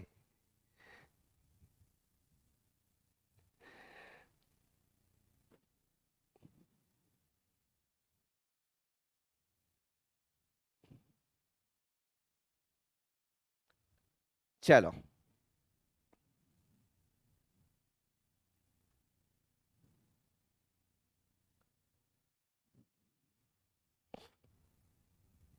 चलिए नेक्स्ट केस देखते हैं भाई। इधर देखो, नेक्स्ट केस। नेक्स्ट केस आपके पास, इधर देखिए ध्यान से। Next case is very very important case, क्योंकि ये जो मैं अगला केस बता रहा हूं ना, अगला केस आप मान लीजिए आपके पास, चाहे आप कोई भी, चाहे आप टरबाइन पढ़ो, चाहे आप पंप पढ़ो, चाहे आप स्टीम टरबाइन पढ़ो, चाहे आप गैस टरबाइन पढ़ो, आप कोई भी रोटोडायनामिक मशीन की बात करो, कोई भी रोटोडायनामिक मशीन की बात करो, तो जो अगला केस आपको मैं बता रहा हूं ना, वो आप ये समझ लीजिए कि आपके पास किसी भी रोटोडायनामिक मशीन के लिए ये जो कॉन्सेप्ट है, ये कॉन्सेप्ट जान है ना, ये जो कॉन्सेप्ट मैं अभी बताने वाला हूं, ये कॉन्सेप्ट आपके पास जान है। ठीक है, क्योंकि अभी आपको वेलोसिटी डायग्राम का कॉन्सेप्ट मैं बताने वाला हूं, और बेटा मैं ऐसा बताऊंगा ना, उसके बाद आप किसी भी केस के लिए वेलोसिटी डायग्राम बनाने में सक्षम होंगे। ठीक है, आपसे आपको डरना नहीं पड़ेगा वेलोसिटी डायग्राम से। ठीक है, आपको बिल्कुल भी डरना नहीं पड़ेगा वेलोसिटी डायग्राम के कॉन्सेप्ट से। ठीक है, चलिए तो नेक्स्ट केस आप देखेंगे, when free jet, case number आप बोल लो इसको, जो भी आप था आपके पास, 8 9 10 जो भी आपने बना के रखा है ना, case number 9, when free jet. ठीक है, अभी एकदम चैट आप रोक देंगे, है ना, आप एकदम चैट रोक देंगे, आप पूरा ध्यान जो लगाएंगे ना इस केस को समझने के ऊपर लगाएंगे। ठीक है, कोई यहां पे चैट नहीं करेगा, आप पूरा ध्यान इस केस को समझने के ऊपर लगाएंगे। इधर देखो, when free jet strikes, when free jet strikes moving moving curve surface, moving curved surface, moving curved surface tangentially, tangentially to the tip, tangentially to the tip, tangentially to the tip, right? When free jet strikes the, when free jet strikes the moving curved surface tangentially to the tip। ठीक है, तो अब इधर देखना, ये आपका curve surface हो गया, पहले आप इधर ध्यान से समझो, ये आपका कर्व सरफेस हो गया, ये आपका, सॉरी, ये आपका हो गया कर्व सरफेस। राइट, ये हो गया आपके पास curved surface, right, this is a curved surface.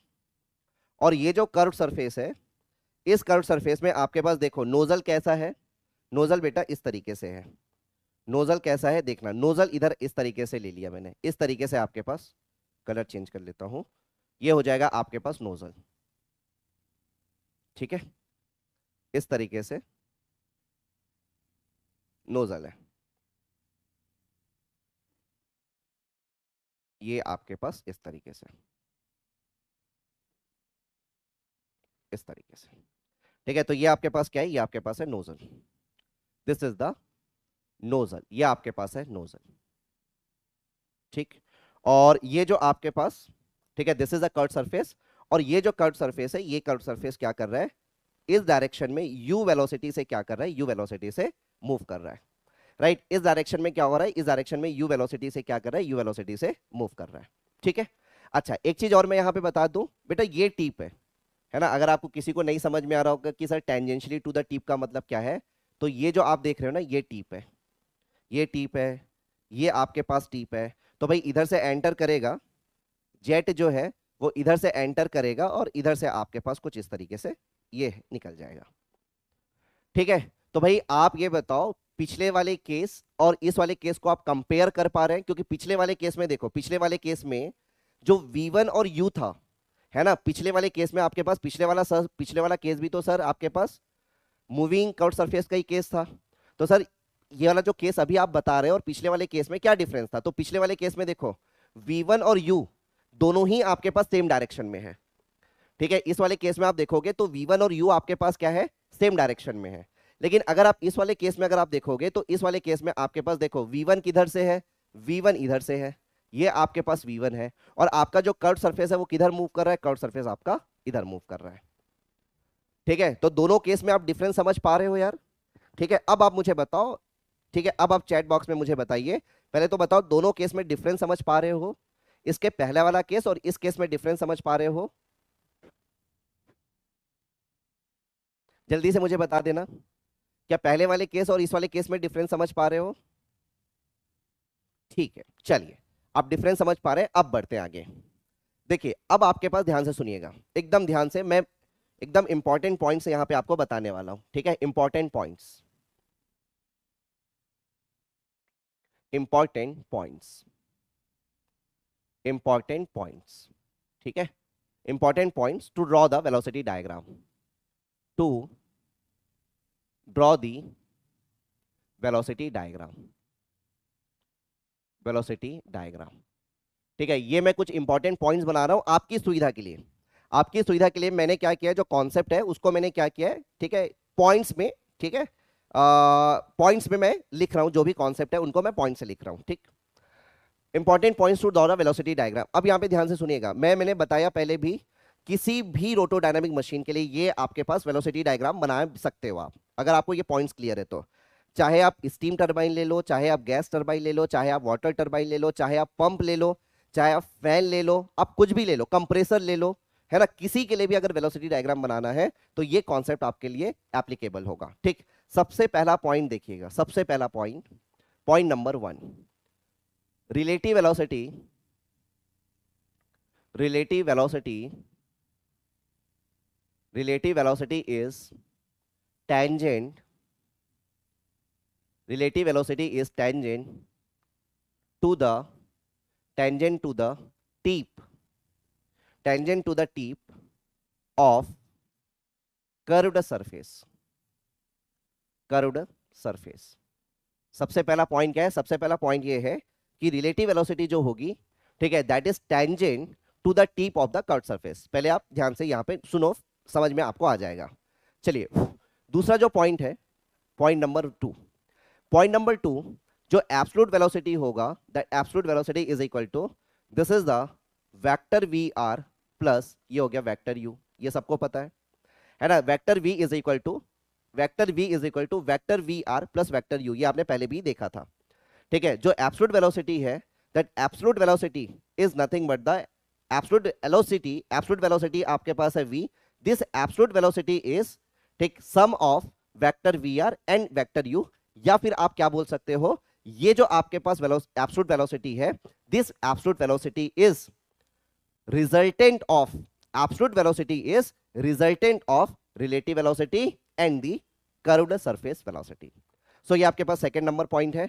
And third number का पॉइंट ये है, ठीक है, थर्ड नंबर का पॉइंट ये है that vector v is equal to vector vw plus ये हो जाएगा आपके पास वेक्टर vf, ये हो गया, right. Vector v is equal to vector vw plus ये हो गया आपके पास वेक्टर vf, राइट। और वेक्टर vw और वेक्टर vf कुछ भी नहीं है, आपके पास ये जो वेलोसिटी है v है, इसको अगर आप दो कंपोनेंट में रिजॉल्व करते हैं, मान लीजिए आपके पास वेलोसिटी इस तरीके से ये v1 है, इसको अगर आप दो कंपोनेंट में रिजॉल्व करते हैं तो एक कंपोनेंट आप लिख सकते हैं v1x और एक कंपोनेंट को आप लिख सकते हैं v1y, ठीक है। तो आपके पास देखो vw आपके पास क्या है, vw आपके पास इस v1 का या एब्सोल्यूट वेलोसिटी का वो कंपोनेंट है जो कि आपके पास u के डायरेक्शन में है, ठीक है। vw आपके पास क्या है, vw v1 का या v का वो कंपोनेंट है जो कि आपके पास u के डायरेक्शन में है, ठीक है। जिस डायरेक्शन में आपका कर्व सरफेस मूव कर रहा है उसी डायरेक्शन में आपके पास क्या है, v का जो कंपोनेंट होगा वो आपके पास vw है, ठीक। मतलब अगर सिंपल भाषा में अगर मैं बोलूं तो यहां पे, क्योंकि देखो यहां पे देखो आपका जो कर्व सरफेस है ये किस डायरेक्शन में मूव कर रहा है, ये आपका x एक्सिस हो गया और ये आपका y एक्सिस हो गया। तो किस डायरेक्शन में मूव कर रहा है, x डायरेक्शन में मूव कर रहा है कर्व सरफेस आपका, तो आप लिख सकते हो ये हो गया vx और ये हो गया आपका vy, ये हो गया, ठीक है। और यहां से अगर आप देखोगे रिजल्टेंट अगर आपको निकालना होगा तो ये हो जाएगा, रिजल्टेंट कैसे निकालोगे, ठीक है, तो ये लिख सकते हैं vw स्क्वायर प्लस ये हो जाएगा आपके पास vf स्क्वायर, ठीक है। अब यहां पे थोड़ा ध्यान से समझिएगा, ठीक। v यहां पे आपके पास कितने वेलोसिटीज की बात हो रही है, एक तो आपके पास v है, ठीक है, विच इज एब्सोल्यूट वेलोसिटी, ठीक। v आपके पास क्या है, v, ये जो v आप देख रहे हो ये v आपके पास क्या है, this v is absolute velocity, ठीक है। ये आपके पास क्या है, ये आपके पास है एब्सोल्यूट वेलोसिटी, एब्सोल्यूट वेलोसिटी। मतलब अगर आपके पास ट्रेन चल रहा है, अगर आपके पास ट्रेन चल रहा है और अगर आप ट्रेन को प्लेटफॉर्म से खड़े होकर देखोगे तो जो वेलोसिटी आपको दिखेगी वो कौन सी वेलोसिटी है, that is v। So this is the absolute velocity, absolute velocity of किसका, जेट का, एब्सोल्यूट वेलोसिटी ऑफ जेट, ठीक है। अच्छा, इस v के मैंने बोला कि दो कंपोनेंट होंगे, इस v के दो कंपोनेंट होंगे, इस v के दो कंपोनेंट होंगे, एक कंपोनेंट होगा vw और दूसरा कंपोनेंट होगा vf, ठीक। vw को क्या बोलते हैं, ये जो vw है this is the velocity of whirl, vw को क्या बोलते हैं, this is the velocity of whirl, velocity of whirl. और क्या मतलब है इसका, इसका मतलब ये है this is the component of, this is the component of v, this is the component of v in the direction of, in the direction of moving curved surface, in the direction of moving curved surface, in the direction of moving curved surface, ठीक है। ये हो गया आपके पास vw। आते हैं next vf। ये vf क्या है, इस vf को बोलते हैं velocity of flow, velocity of flow, velocity of flow. और ये क्या है भाई, this is a component of, this is component of v in the direction perpendicular to, in the direction perpendicular to, in the direction perpendicular to moving curved surface, in the direction perpendicular to, in the direction perpendicular to direction of moving curved surface, moving curved surface. मतलब आपके पास अगर आपका जो curved surface है, अगर आपका curved surface है कुछ इस तरीके से, अगर ये किस डायरेक्शन में मूव कर रहा है, अगर ये u वेलोसिटी है, ये आपका x एक्सिस है, ये आपका y एक्सिस है, ठीक है। अगर आप v1 का देखोगे, अगर मान लीजिए ये v है, इसका दो कंपोनेंट होगा, इसका दो कंपोनेंट होगा, एक आपके पास कंपोनेंट होगा v1x या vx मैं बोल दूं, ठीक है, एक कंपोनेंट होगा vx और एक कंपोनेंट होगा vy। vx जो होगा ये vw के बराबर होगा, ठीक है, vx जो होगा वो vw के बराबर होगा और vf जो होगा वो vf के बराबर होगा, ठीक है। और यहां पे अगर मैं बात करूं किसकी, अगर मैं बात करता हूं एब्सोल्यूट वेलोसिटी का, ठीक है, तो ये मैं लिख सकता हूं, या फिर देखो अगर वेक्टोरियल फॉर्म में लिखना है तो वेक्टोरियल फॉर्म में लिखना है तो ये हो जाएगा, ठीक है, ये हो गया वेक्टर वी डब्ल्यू plus vector v f, magnitude लिखना है तो ये हो जाएगा रूट ओवर वी डब्ल्यू स्क्वायर प्लस ये हो गया वी एफ स्क्वायर, ये हो गया, ठीक है।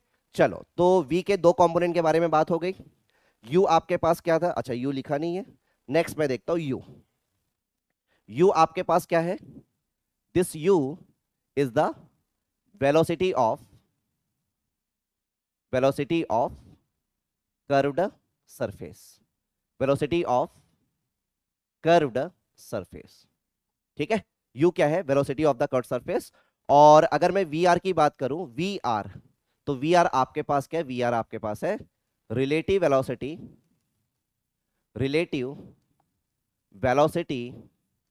ऑफ जेट, ठीक है। वी आर क्या है, रिलेटिव वेलोसिटी ऑफ जेट। बोलने का मतलब ये है कि अगर आप प्लेट के ऊपर बैठ के या कर्व्ड सरफेस के ऊपर बैठ के अगर आप जेट को देखोगे तो कौन सी वेलोसिटी होगी, रिलेटिव वेलोसिटी, ठीक है। मतलब अगर आप एक ट्रेन के अंदर बैठ के दूसरे ट्रेन को अगर आप देख रहे हो, दोनों ही ट्रेन चल रही है, तो जो वेलोसिटी आप फील करोगे that is a relative velocity.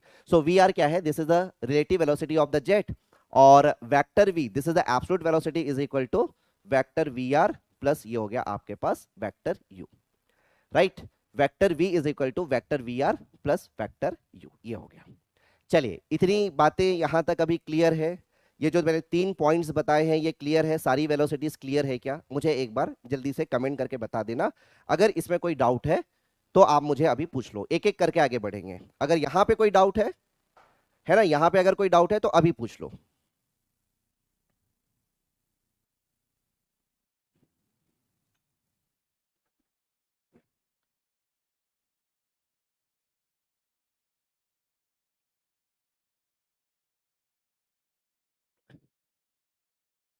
ठीक है, वेक्टर वी का मतलब क्या होता है, अरे vector v velocity vector quantity है ना Manish, v velocity vector quantity है। हाँ बोल लो, यू को आप मूविंग प्लेट की velocity, moving curve surface velocity, आप जो बोलना है बोलो। बेटा रोटेट करने के लिए आएंगे, अभी जो मैं बता रहा हूँ वो बताओ। अभी आपके पास आप लोग ना डायरेक्टली जंप मत किया करो। अभी आपका कर्व सरफेस क्या हो रहा है, कर्व सरफेस ट्रांसलेशन मोशन कर रहा है।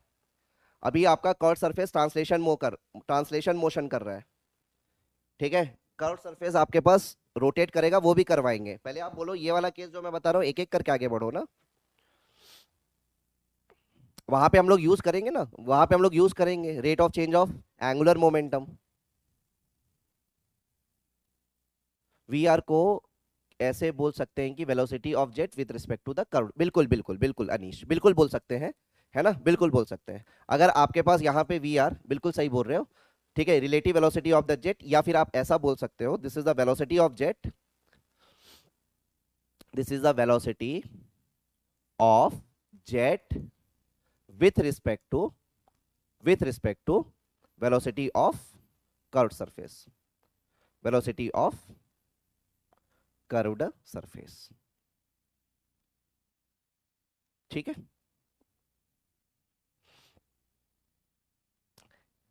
v is the absolute velocity. हाँ देखो फिर से मैं बता रहा हूं, कल भी मैंने बताया था।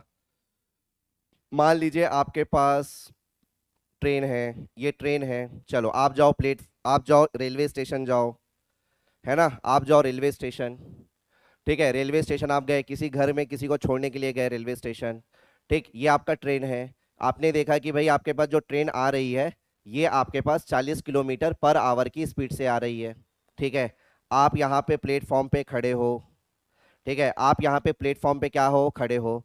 तो प्लेटफॉर्म पे जब यहाँ पे खड़े हो तो ये जो ट्रेन, जब ट्रेन क्या कर रहा है, ट्रेन 40 किलोमीटर पर आवर की स्पीड से मूव कर रहा है, तो अगर आप प्लेटफॉर्म पे खड़े हो, क्योंकि प्लेटफॉर्म ऐसा थोड़ी होता है कि आपके पास ट्रेन चल रहा है तो प्लेटफॉर्म भी चलेगा। प्लेटफॉर्म चलता है क्या? है ना, रेलवे स्टेशन में जो प्लेटफॉर्म है वो चलता है क्या? नहीं चलता ना, प्लेटफॉर्म अपनी जगह पे ही है ना, ट्रेन आता जाता है ना, ट्रेन आता जाता है ना, प्लेटफॉर्म तो वहीं पे है, तो प्लेटफॉर्म वहीं पे है। तो आप यहाँ पे क्या हो, आप प्लेटफॉर्म पे खड़े हो। तो अब आप यहाँ पे जो वेलोसिटी आप देखोगे, ये जो ट्रेन की जो वेलोसिटी आप देखोगे या ट्रेन की स्पीड जो आप देखोगे 40 किलोमीटर पर आवर, ये कौन सी स्पीड है? ये स्पीड है आपके पास कौन सी speed? This is the absolute speed. वैसे ही बेटा यहाँ पे देखो, वैसे ही इस केस में आप देखो, ये नोजल है, आप यहाँ पे मस्त खड़े हो, आप यहाँ पे अभी मस्त एकदम खड़े हो, है ना, आप यहाँ पे एकदम मस्त यहाँ पे खड़े हो, ठीक है, यहाँ पे मस्त खड़े हो यहाँ पे। और यहाँ पे आप क्या कर रहे हो, आप यहाँ से खड़े होके जेट को देख रहे हो, है ना, आप ऐसे खड़े हो और आप यहाँ से जेट को देख रहे हो। अच्छा, नोजल से निकल रहा है जेट, ठीक है, नोजल से निकल रहा है। तो अब आपके पास देखो, आप यहाँ पे खड़े हो तो आप जो जेट की स्पीड देखोगे, जो जेट की वेलोसिटी देखोगे बेटा, वो है एब्सोल्यूट वेलोसिटी। आप समझ गए, ये है एब्सोल्यूट वेलोसिटी। अब आपको बोला जाता है मैं काम करता हूं, नहीं यार मैं आपको एक काम करता हूं, यहां नहीं बैठाता मैं, आप करो एक काम करो, आप कर्व सरफेस के ऊपर बैठ जाओ, आप बैठ जाओ कर्व सरफेस के ऊपर। तो आप बैठ गए कर्व सरफेस के ऊपर, है ना, आप कर्व सरफेस के ऊपर बैठ गए। तो कर्व सरफेस के ऊपर जब आप बैठ गए तो अब जो वेलोसिटी आप देखोगे जेट की, वो कौन सी वेलोसिटी होगी? That is relative velocity. ठीक है, वही कॉन्सेप्ट है आपके पास, बिल्कुल यही कॉन्सेप्ट है जो मैंने अभी आपको थोड़ी देर पहले बताया। ठीक है, अब अगर आपके पास दूसरे ट्रेन में आप बैठ के पहले ट्रेन को देख रहे हो तो जो वेलोसिटी आप देखोगे दैट इज अ रिलेटिव। ठीक है, कोई डाउट यहां तक? आगे बढ़े, चलो अब आगे बढ़ते हैं। ठीक है, अब आगे बढ़ते हैं। अब यहां पे ध्यान से देखो, चलो ठीक है, इधर देखो ध्यान से, इधर देखो। अब यहाँ पे देखो, सबसे पहले मैं इनलेट की बात कर रहा हूं। अच्छा, एक चीज और समझो, इनलेट को मैं किससे शो करूंगा? जो इनलेट है, इनलेट के लिए मैं यूज करता हूं सफिक्स 1, है ना, इनलेट के लिए मैं यूज करता हूं सफिक्स 1 और एग्जिट के लिए मैं यूज करूंगा सफिक्स 2। ठीक है, एग्जिट के लिए मैं यूज करूंगा क्या? एग्जिट के लिए मैं यूज करूंगा सफिक्स 2। तो जैसे मैंने बोला V1, तो जैसे मैंने बोला V1 तो आप समझ जाना V1 मतलब अच्छा absolute velocity at the inlet. जैसे मैंने बोला V2 तो V2 मतलब आप समझ जाना absolute velocity at the exit. मैंने बोला VR1 तो VR1 का मतलब क्या है? Relative velocity of the jet at the inlet. अगर मैंने बोला VR2 तो relative velocity of the jet at the exit. अगर मैंने बोला VW1 तो आप समझ जाना whirl velocity at the inlet, right, whirl velocity at the inlet. अगर मैंने बोला VW2 तो आप समझ जाना whirl velocity at the exit. ठीक है, चलो अब यहां पे देखो, अब यहां पे ये हो गया आपका कर्व्ड सरफेस। मैं फिर से कर्व्ड सरफेस देख रहा हूं। अच्छा, उसके पहले एक और चीज मैं बता देता हूं, इसकी जरूरत पड़ेगी आपको। देखो यहां पे अगर मान लीजिए दो वेक्टर है, इसको भी आप समझ लीजिए, लगे हाथ, ठीक है, इसकी भी जरूरत पड़ेगी। मान लीजिए आपके पास ये है, this is the vector A, right, ये आपके पास है वेक्टर ए, और मान लीजिए आपके पास ये हो गया वेक्टर बी। ठीक है, ये हो गया आपके पास vector B, this is the vector B. ठीक, वेक्टर ए और वेक्टर बी, ये दो वेक्टर है, वेक्टर ए और वेक्टर बी। ठीक, अब मुझे क्या करना है? अब मुझे इन दोनों का रिजल्टेंट फाइंड आउट करना है, वेक्टर ए और वेक्टर बी का रिजल्टेंट फाइंड आउट करना है। तो वेक्टर ए का और वेक्टर बी का आप रिजल्टेंट कैसे फाइंड आउट करते हो? दो वेक्टर है, वेक्टर ए और वेक्टर बी, तो वेक्टर ए और वेक्टर बी का जो रिजल्टेंट है वो आप कैसे फाइंड आउट करते हो? अगर आपने मैथमेटिक्स पढ़ा है, वेक्टर कैलकुलस अगर पढ़ा होगा, वेक्टर का अगर आपको थोड़ा बहुत आइडिया होगा, और अगर नहीं भी होगा तो मैं यहाँ पे बता देता हूँ। ठीक है, ये आपके पास वेक्टर ए है, ये वेक्टर बी है। यार वेक्टर ए का ना ये है हेड, ये है हेड और ये है बेटा टेल।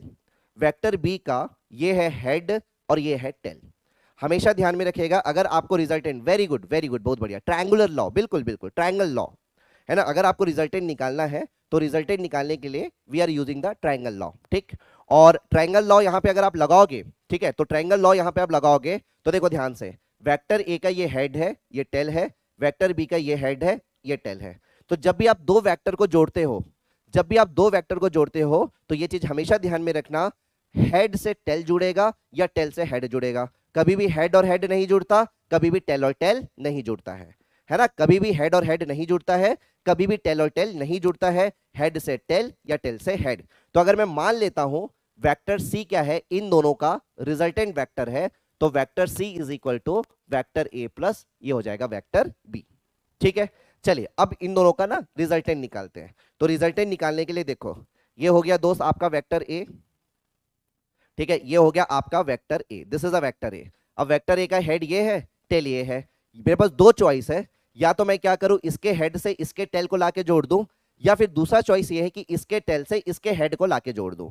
दोनों चॉइस मेरे पास अवेलेबल है ना, दोनों चॉइस मेरे पास अवेलेबल है। तो मैं क्या करता हूं, इसके हेड से इसके टेल को लाके जोड़ देता हूं। तो this is a vector A, और ये हो गया आपके पास क्या, दिस इज द वेक्टर, ये हो गया vector b, right, this is the vector b, ये हो गया वेक्टर बी। और जो क्लोजिंग साइड होगा, है ना, जो क्लोजिंग साइड होगा, ये जो क्लोजिंग साइड है, यही क्लोजिंग साइड शो करता है रिजल्टेंट को, यही क्लोजिंग साइड रिजल्टेंट शो करता है किसको, रिजल्टेंट को। मतलब ये आपका क्या हो गया, this is the vector c, ये हो गया आपके पास वेक्टर सी, है ना, ये हो गया आपके पास वेक्टर सी। तो vector c is equal to vector a plus vector B. ठीक, तो इतना आइडिया आपको होना चाहिए। ठीक है, एकदम सिंपल सा कहानी है आपके पास रिजल्टेंट फाइंड आउट करने का, एकदम सिंपल सी कहानी है रिजल्टेंट फाइंड आउट करने का। ठीक है, ट्रायंगल लॉ आप यूज कर लो, और ट्रायंगल लॉ को यूज करके आप रिजल्टेंट फाइंड आउट कर सकते हो। ठीक है, ये लॉजिक अभी यूज करेंगे, अभी है ना, ये कॉन्सेप्ट अभी हम लोग यूज करेंगे। तो अब देखो यहाँ पे, चलिए इधर देखिए भाई, मैं आपको इनलेट पे वेलोसिटी डायग्राम बना के दिखाता हूं। तो यार ये हो गया आपके पास क्या, सॉरी, ये है आपका कर्व्ड सरफेस, एकदम ध्यान से ना, ये है आपका curved surface, this is the curved surface. ठीक, ये आपके पास क्या है, इनलेट, और ये हो गया आपके पास एग्जिट। इनलेट को मैं शो करता हूं सफिक्स 1 से, मैंने बोला था एग्जिट को मैं 2 करता हूं सफिक्स 2 से। सबसे पहले आपके पास रिलेटिव वेलोसिटी, ठीक है, ये आपके पास कर्व्ड सरफेस है, ये तो इसी डायरेक्शन में मूव कर रहा है, ये u वेलोसिटी से मूव कर रहा है। ठीक है, सबसे पहले इनलेट पे देखो, तो इनलेट पे अगर आप देखोगे, इनलेट पे रिलेटिव वेलोसिटी जो होगा, रिलेटिव वेलोसिटी क्या होगा, यहाँ पे जो टिप है, ये जो टिप है, इस टिप के क्या होगा, इस टिप के टेंजेंट होगा। ये जो टिप है, इस टिप के क्या होगा, इस टिप के टेंजेंट होगा। तो देखो सबसे पहले तो टिप के टेंजेंट बनाओ, ये जो टिप है, इस टिप के क्या करो, इस टिप के टेंजेंट बनाओ, ये हो गया टिप के टेंजेंट। तो ये जो आप देख रहे हो, ये क्या हो जाएगा, ये हो जाएगा आपका VR1, this is the VR1। क्योंकि पहला आपके पास पहला पॉइंट क्या बोलता है, पहला पॉइंट यही बोलता है कि जो रिलेटिव वेलोसिटी होती है, पहला पॉइंट आपके पास क्या बोलता है, पहला पॉइंट बोलता है कि जो रिलेटिव वेलोसिटी है, relative velocity is tangent to the tip of the curved surface. पहला पॉइंट आपके पास यही बोलता है। ठीक है, तो देखो मैंने क्या किया, VR1 को क्या कर दिया, VR1 को टेंजेंट बना दिया, किसके, टिप के। ये टिप के क्या है, ये टिप के टेंजेंट है VR1। चलो दूसरा पॉइंट यहां पे अगर आप देखोगे, तो आपने लिखा था क्या, आपने लिखा था vector v is equal to vector VR plus vector u, ये आपने लिखा था। अब आप मुझे ये बताओ, क्या आपको इनलेट पे u का डायरेक्शन पता है बेटा, इनलेट पे u का डायरेक्शन पता है? हाँ सर बिल्कुल पता है। ठीक है, आपके पास जो कर्व्ड सरफेस है, ये ट्रांसलेशन मोशन में है u वेलोसिटी से, तो यहां पे भी वेलोसिटी u रहेगी और यहां पे भी वेलोसिटी u रहेगी। ठीक है, तो आपको इनलेट पे u का डायरेक्शन पता है? हाँ पता है, पॉजिटिव एक्स डायरेक्शन में है। तो पॉजिटिव एक्स डायरेक्शन में, तो देखो यहां पे ये हो गया आपके पास, चलो ये हो गया आपके पास, दिस इज द u, ये हो गया आपके पास क्या, ये हो गया u, this is the u। ठीक है, अब अगर आप u1 बोलना चाहे तो आप u1 बोल सकते हो। हालांकि इस केस में आपको साफ साफ दिख रहा है u1 is equal to u2 is equal to u, u1 is equal to u2 is equal to u, because translation motion है ना, ट्रांसलेट कर रही है ये बॉडी या कर्व्ड सरफेस। चलो तो ये हो गया u1, ये हो गया VR1। अब यहां पे आपको पता है कि भाई इन दोनों का जो रिजल्टेंट है, इन दोनों का रिजल्टेंट है ये एब्सोल्यूट वेलोसिटी होता है। तो यहां पे भी अगर आप देखोगे VR1 और u1, इन दोनों का रिजल्टेंट आपको बनाना है। अभी आपको मैंने ट्रायंगल लॉ समझाया, तो इन दोनों का जो रिजल्टेंट होगा बेटा, वो रिजल्टेंट क्या होगा, देखो यहां पे इन दोनों का जो रिजल्टेंट होगा, ये क्लोजिंग साइड होगा। तो क्या ये रिजल्टेंट है? हाँ सर ये रिजल्टेंट है, ये रिजल्टेंट है। और ये जो रिजल्टेंट है, ये रिजल्टेंट क्या होगा, ये रिजल्टेंट होगा V1। ये जो रिजल्टेंट है, ये रिजल्टेंट क्या होगा, ये रिजल्टेंट होगा V1। ठीक है, चलो अब आप मुझे बताओ, V1 के दो कंपोनेंट्स होंगे, V1 के दो कंपोनेंट्स होंगे, ये V1 है, इस V1 का दो कंपोनेंट होगा, एक होगा आपके पास Vx1 और एक होगा Vy1। इसी Vx1 को आप बोलते हो VW1 और v_y1 को आप क्या बोलोगे, ये हो जाएगा vf1, क्योंकि आपके पास कोऑर्डिनेट सिस्टम ये x एक्सिस है, ये आपके पास y एक्सिस है, कर्व सरफेस x डायरेक्शन में मूव कर रहा है। चलिए अब ये v1 के दो कंपोनेंट होंगे, v1 को रिजॉल्व कर लो। तो v1 को जब आप रिजॉल्व करेंगे तो एक कंपोनेंट आपके पास भागेगा इधर, एक कंपोनेंट भागेगा इधर, और दूसरा कंपोनेंट भागेगा किधर किधर, इसके परपेंडिकुलर, मतलब इधर, सॉरी, दूसरा कंपोनेंट भागेगा किधर, दूसरा कंपोनेंट भागेगा इधर।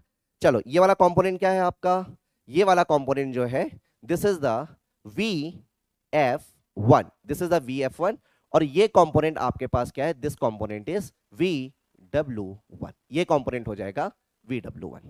ठीक है, अब यहां पे देखो मैं कुछ नहीं कर रहा हूं, यहां पे बस मैं क्या करना चाह रहा हूं, ठीक है, इस ट्रायंगल को मैं क्लोज करना चाह रहा हूं, तो इसके पैरेलल, देखो इसके पैरेलल मैं क्या करता हूं, यहां पे ड्रॉ करता हूं लाइन, इसके पैरेलल मैं यहां पे लाइन ड्रॉ करता हूं, ये लाइन ड्रॉ हो गई मेरी, कुछ नहीं किया मैंने, इसके पैरेलल मैंने यहां पे ड्रॉ किया, तो अगर ये VF1 है तो ये भी क्या हो जाएगा, ये भी VF1 हो जाएगा।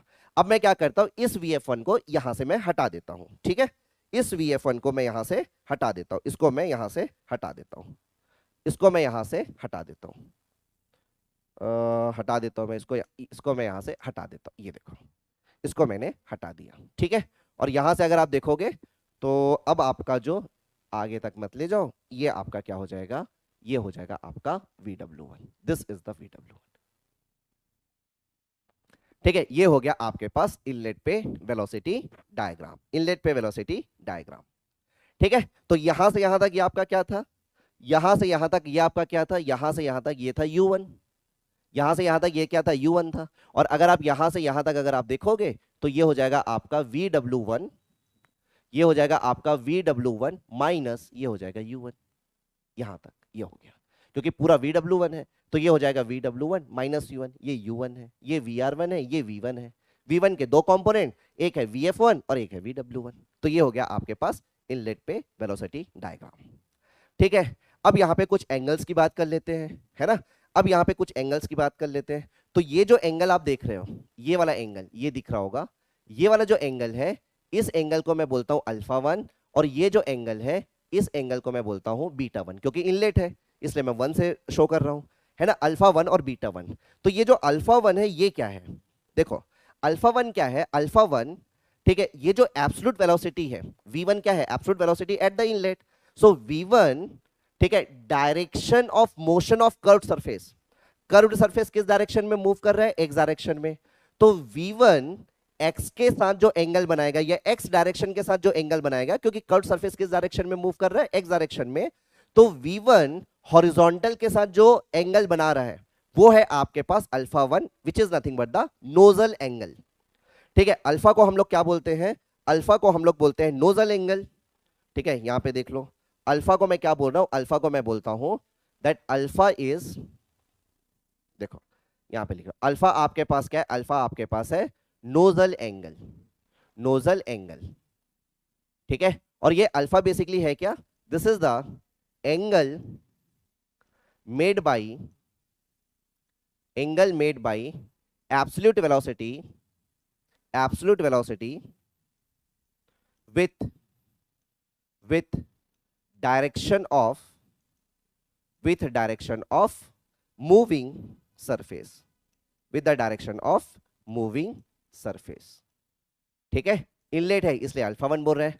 अच्छा बीटा क्या है, ये बीटा, ये बीटा है ब्लेड एंगल, बीटा को मैं क्या बोलता हूं, बीटा है ब्लेड एंगल। देख लो यहां पे बीटा क्या है, बीटा आपके पास है ब्लेड एंगल, बीटा आपके पास क्या है, बीटा आपके पास है blade angle. No beta blade angle है, तो यहां से आप देख रहे हो रिलेटिव वेलोसिटी जो x डायरेक्शन के साथ जो एंगल बना रहा है वो आपके पास क्या है, वो आपके पास है ब्लेड एंगल। मतलब मैं यहां पे ये बोल सकता हूं blade angle beta, this is the angle, angle made by, angle made by relative velocity, relative velocity, angle made by relative velocity with direction of moving surface, with direction of moving surface, with direction of moving surface. ठीक है, तो alpha आपके पास क्या है, alpha आपके पास है नोजल एंगल, अल्फा आपके पास क्या है, अल्फा आपके पास है नोजल एंगल, और बीटा आपके पास क्या है, बीटा आपके पास है ब्लेड एंगल। इनलेट पे है इसलिए मैं बोल रहा हूं अल्फा 1 और बीटा 1। ठीक है, ये हो गया आपके पास इनलेट पे। एक बार मैं फिर से समझाऊं, एक बार मैं फिर से समझाऊं, इधर देखो, एक बार मैं फिर से समझा रहा हूं। ठीक है, बस आपको ये जो पॉइंट्स है, इन पॉइंट्स को आपको ध्यान में रखते हुए चलना है। किन पॉइंट्स को आपको ध्यान में रखते हुए चलना है, इन पॉइंट्स को, है ना। ये जो पॉइंट है, इस पॉइंट को आपको ध्यान में रखते हुए चलना है। पहला पॉइंट क्या बोलता है, relative velocity is tangent to the tip of the curve surface. तो सबसे पहले आप एक काम करेंगे, क्या बनाएंगे, देखो इनलेट पे मैंने क्या किया, सबसे पहले VR1 बनाया। सबसे पहले मैंने relative velocity at the inlet मैंने ड्रॉ किया। ठीक है, VR1, ये VR1 क्या होगा, टिप के क्या होगा, टिप के टेंजेंट होगा, तो टिप के टेंजेंट बनाया।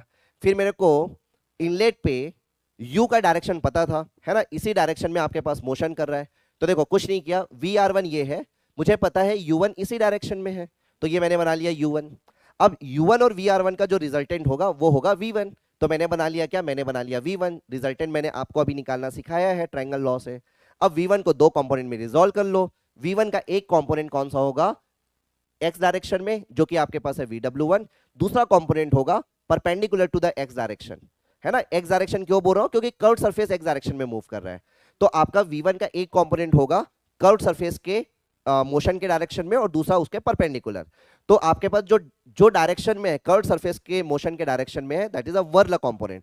सो V1 का अगर आपने दो कंपोनेंट में रिजॉल्व किया तो ये हो गया VW1, और दूसरा कंपोनेंट आ जाता परपेंडिकुलर, ठीक है, परपेंडिकुलर टू x, तो ये हो गया VF1। ठीक है, VW1 आपके पास क्या है, वेलोसिटी ऑफ वर्क, और VF1 क्या है, वेलोसिटी ऑफ द फ्लो। ठीक, अच्छा, अल्फा 1 क्या है, अल्फा 1 नोजल एंगल है इनलेट पे। अल्फा क्या होता है, नोजल एंगल किसके किसके बीच का एंगल होता है, एब्सोल्यूट वेलोसिटी। ध्यान में रखना, नोजल एंगल किसके किसके बीच का एंगल है, एब्सोल्यूट वेलोसिटी, और आपके पास एक्स डायरेक्शन, मतलब जिस डायरेक्शन में आपका कर्व सरफेस मूव कर रहा है। ठीक है, और बीटा किसके किसके बीच का एंगल है, रिलेटिव वेलोसिटी और आपके पास एक्स डायरेक्शन। बात समझ में आ गया क्या,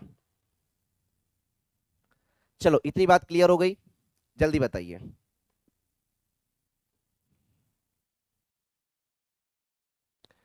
जल्दी बताना, क्लियर है क्या।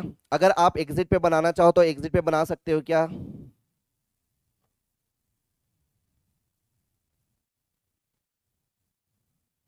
एंगल नहीं समझ में आया, अरे एंगल कैसे नहीं समझ में आया बेटा, देखना, अरे ये देखना, V1 एब्सोल्यूट वेलोसिटी है ना, आपका कर्व्ड सरफेस, ये देखना यार, आपका कर्व्ड सरफेस इस डायरेक्शन में मूव कर रहा है कि नहीं, ये एक्स डायरेक्शन हो गया, ये V1 है कि नहीं है, ये V1 है। इन दोनों के बीच का एंगल अल्फा 1 मैंने बोला। अब देख, ये तेरे पास क्या है, ये आपके पास एक्स डायरेक्शन है, इसी डायरेक्शन में कर्व्ड सरफेस मूव कर रहा है। अब देख VR1 क्या है, VR1 ये है ना, ये VR1 है ना, इन दोनों के बीच का एंगल क्या है, ये बीटा 1 है। यही तो बोला मैंने।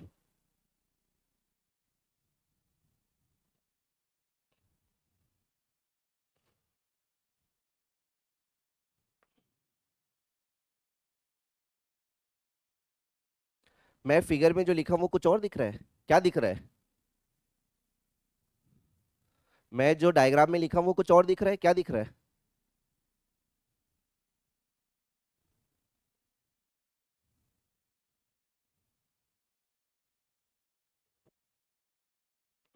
सही तो दिख रहा है, थोड़ा सा वो बढ़ा लो, क्वालिटी बढ़ा लो, है ना, थोड़ा क्वालिटी बढ़ा लो, आई थिंक आप कम क्वालिटी में देख रहे होगे इसलिए हो सकता है।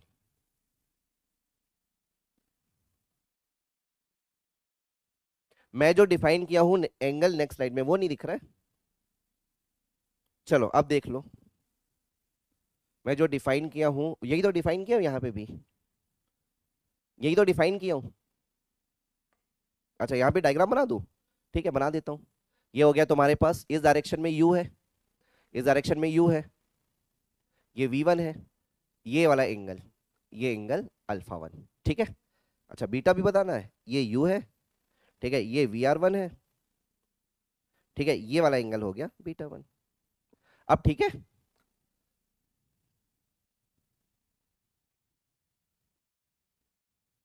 अब ठीक है, अब तो एकदम दिख रहा ना, बढ़िया बढ़िया। चलो, क्वालिटी का ऑप्शन नहीं आ रहा है,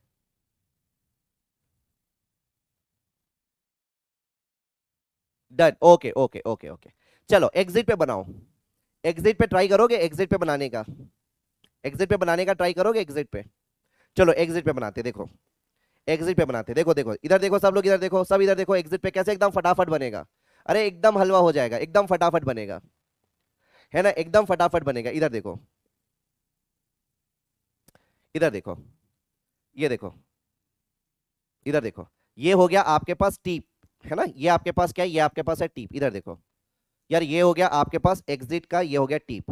टीप के टेंजेंट बनाओ, टीप के टेंजेंट, ये हो गया टीप का टेंजेंट, है ना, ये हो गया आपके पास टीप का टेंजेंट। देखो यहाँ पे ये हो गया टीप का टेंजेंट। इधर मेरे पास जगह थोड़ा कम है, बट फिर भी मैं मैनेज करने की कोशिश कर रहा हूँ, ठीक है। ये हो गया VR2, ये हो गया VR2, this is the VR2, ठीक है।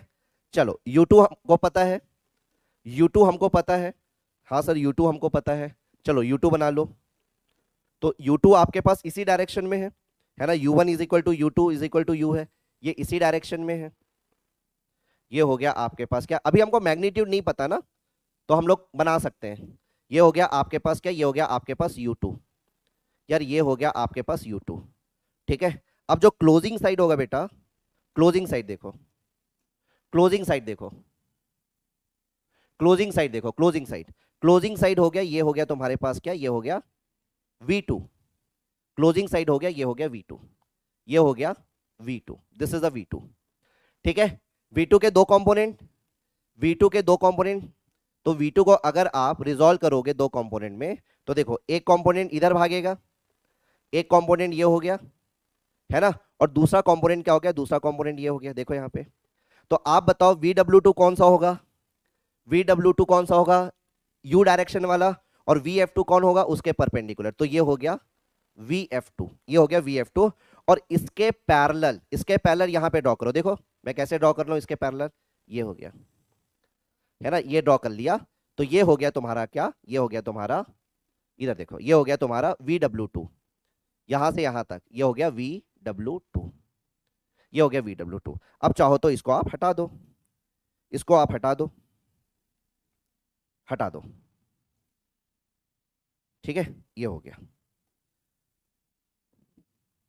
ठीक है, ये हो गया।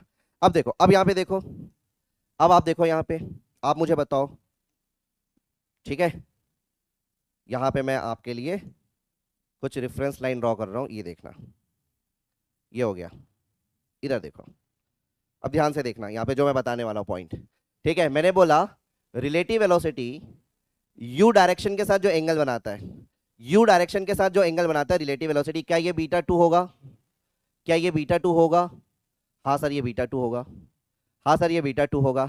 और एब्सोल्यूट वेलोसिटी v2 यू के साथ जो एंगल बनाता है, ये एंगल क्या होता है, ये एंगल जो होता है नोजल एंगल होता है, तो क्या ये α2 होगा, हाँ सर ये α2 होगा। अब देखो, अब यहां से अगर देखो ये एंगल β2 है, तो क्या ये एंगल भी β2 होगा, अगर ये एंगल β2 है तो ये एंगल भी β2 होगा क्या, हाँ सर सही बात है। अगर ये एंगल β2 है तो ये एंगल भी आपके पास β2 है, ये होता है ना जी, ऐसा z बनता है। तो जो एंगल यहाँ पे होगा, अगर मान लो ये एंगल मैंने बोला β2 है, तो ये एंगल भी क्या होगा, ये एंगल भी β2 होगा। तो ये एंगल β2, तो ये एंगल भी β2। सेम चीज यहाँ पे भी z बन रहा है, देखो ये z बन रहा है, ये एंगल α2 है, तो ये वाला एंगल भी क्या होगा, दिस एंगल इज ऑल्सो α2, ये एंगल भी α2। तो ये हो गया एग्जिट पे, हाँ हाँ वही अल्टरनेट एंगल, अल्टरनेट एंगल,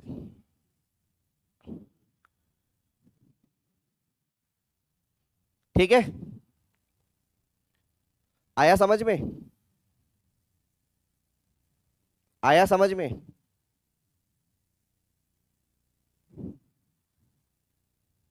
नीचे क्या लिखा है, नहीं दिख रहा है, अच्छा मैं अलग से बना देता हूं, देखो ठीक है, इधर देखो मैं अलग से बना देता हूं, अगर आपको वहां पे नहीं दिख रहा होगा, इनलेट और एग्जिट पे मैं अलग अलग से बना रहा हूं दोनों साइड, जो वहां पे डायग्राम में बनाया वही चीज मैं यहां बना रहा हूं, देखो वहां पे जगह का कमी था, वहां पे जगह का कमी था। अब इधर देखो यार, इधर देखो, मैं वही यहीं पे बना रहा हूं, इधर देखो एकदम फटाफट देखो, इनलेट पे ये हो गया VR1, ठीक है, दिस इज द VR1, ये हो गया VR1, ठीक है, ये हो गया आपका U1, ठीक है, ये हो गया आपका U1, हाँ सर ये हो गया आपका U1, closing side, closing side को दूसरे कलर से बनाएंगे। ये हो गया क्लोजिंग साइड, ये हो गया आपका V1, ये हो गया V1। V1 के दो कंपोनेंट, हाँ सर, एक कंपोनेंट हो जाएगा ये हो गया VW1 और एक कंपोनेंट हो जाएगा VF1। ये कंपोनेंट हो गया VF1, ये हो गया। ठीक है, तो ये हो जाएगा आपके पास VF1, यहां से यहां तक ये है VW1। अब तो बढ़िया बढ़िया दिख रहा है ना, ये हो गया VW1 और ये वाला कंपोनेंट, ये सॉरी नॉट कंपोनेंट, ये U1 है, ये U1 है। तो बचा हुआ यहां से यहां तक क्या हो जाएगा, ये हो जाएगा VW1 माइनस ये हो गया U1। ये वाला एंगल देखो, ये वाला एंगल, ये वाला एंगल क्या है, ये है अल्फा 1, ये वाला एंगल क्या है, बीटा 1। ठीक है, ये हो गया इनलेट पे वेलोसिटी डायग्राम। एग्जिट पे देखो इधर कैसे बनाया था मैंने एग्जिट पे, ये हो गया आपके पास एग्जिट पे, है ना, देखो ये हो गया आपके पास VR2 एग्जिट पे, ये हो गया आपके पास VR2, ये हो गया VR2। ठीक है, U2 हमको पता था, ये हो गया आपके पास U2। अभी हमें U2 का मैग्नीट्यूड नहीं पता है, तो आप कितनी भी लंबी लाइन खींच सकते हो, कोई दिक्कत नहीं है। ठीक है, ये हो गया आपके पास U2, यहां से यहां तक ये क्या है, ये हो गया आपके पास U2। Closing side, closing side किसको रिप्रेजेंट करता है, रिजल्टेंट को, बना दिया मैंने क्लोजिंग साइड, ये हो गया आपके पास V2। Right, this is the V2। V2 के दो कंपोनेंट, V2 का एक कंपोनेंट परपेंडिकुलर टू U जो कि VF2 होगा, और दूसरा कंपोनेंट पैरेलल होगा, तो पैरेलल होगा, यहां पे ले आया, चलो ये हो गया।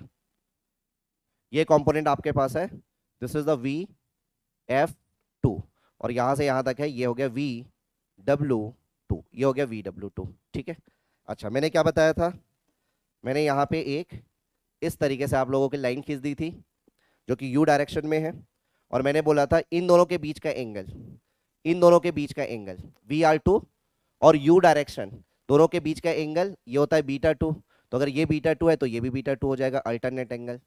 ठीक है, ये वाला V2 जो एंगल बनाएगा U डायरेक्शन से वो हो जाएगा अल्फा 2, तो ये अल्फा 2 है तो ये भी अल्फा 2 हो जाएगा। ठीक है,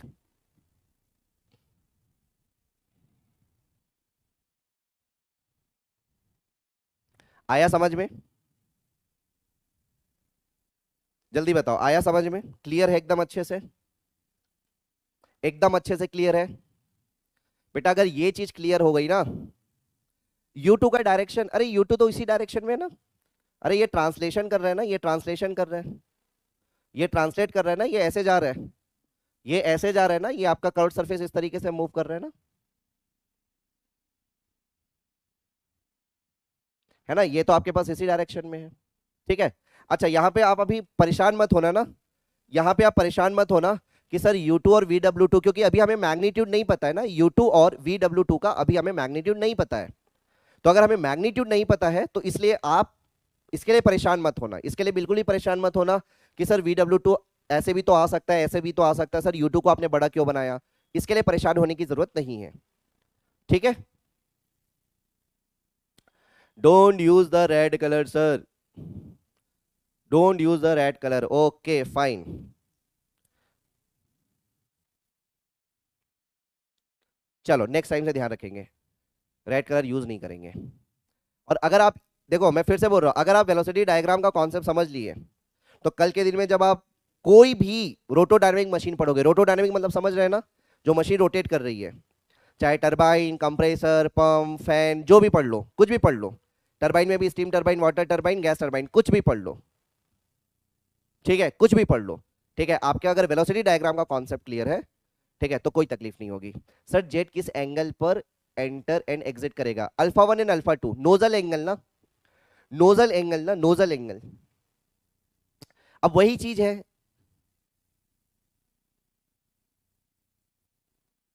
कॉम्प्लिकेटेड है, अरे कॉम्प्लिकेटेड कहाँ है यार। ठीक है, थोड़ा प्रैक्टिस करोगे एकदम हलवा हो जाएगा, प्रैक्टिस तो करो पहले, प्रैक्टिस तो करो। चलो ब्रेक ले ले,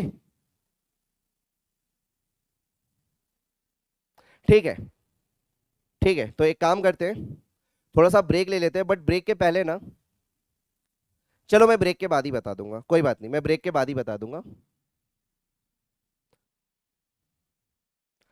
U2 नहीं समझ में आया, U2 नहीं समझ में आया, क्यों नहीं समझ में आया U2? देखो इधर, U2 क्यों नहीं समझ में, आप मुझे एक चीज बताओ, आप मुझे एक चीज बताओ, मैंने क्या बोला आपको यार? देखो मैंने क्या बोला, मैंने ये बोला ना कि आपका ये कर्व सरफेस है, ये ट्रांसलेट कर रहा है, मैंने बोला ना ये ट्रांसलेशन है।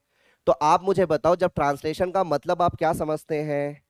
अगर मैंने बोला ट्रांसलेशन है तो ट्रांसलेशन, ठीक है, अगर मैं बोल रहा हूँ ट्रांसलेशन, तो ट्रांसलेशन का मतलब क्या होता है? ट्रांसलेशन का मतलब ये होता है कि यहाँ पे अगर कोई पार्टिकल है और यहाँ पे अगर कोई पार्टिकल है, तो वो भी सेम वेलोसिटी से मूव करेगा।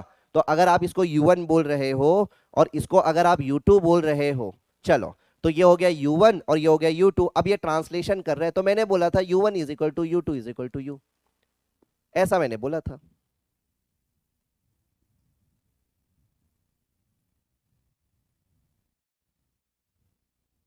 ठीक है, समझ में आया अभी? हाँ हाँ, जिनका हो गया डिनर ले सकते हैं। ठीक है, इसके बाद नहीं पढ़ाऊंगा, इसके बाद मतलब ब्रेक के बाद करेंगे। ठीक है चलो, एक मिनट, किसी और का डाउट आ रहा है, एक minute. Sir V2 is resultant and U2 and you V2 is the resultant of U2 and VR, बिल्कुल सही बात है महेश, बिल्कुल सही बात है, बिल्कुल सही बात है। V2 is resultant of, right, V2 is resultant of VR2 and U2, बिल्कुल सही बात है, वही तो मैंने भी बोला, बिल्कुल सही बात है।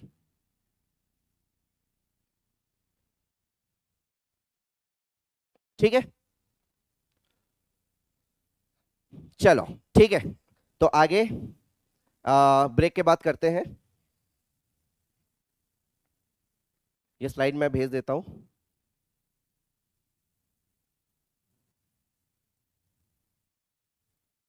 ठीक है, थैंक यू, थैंक यू।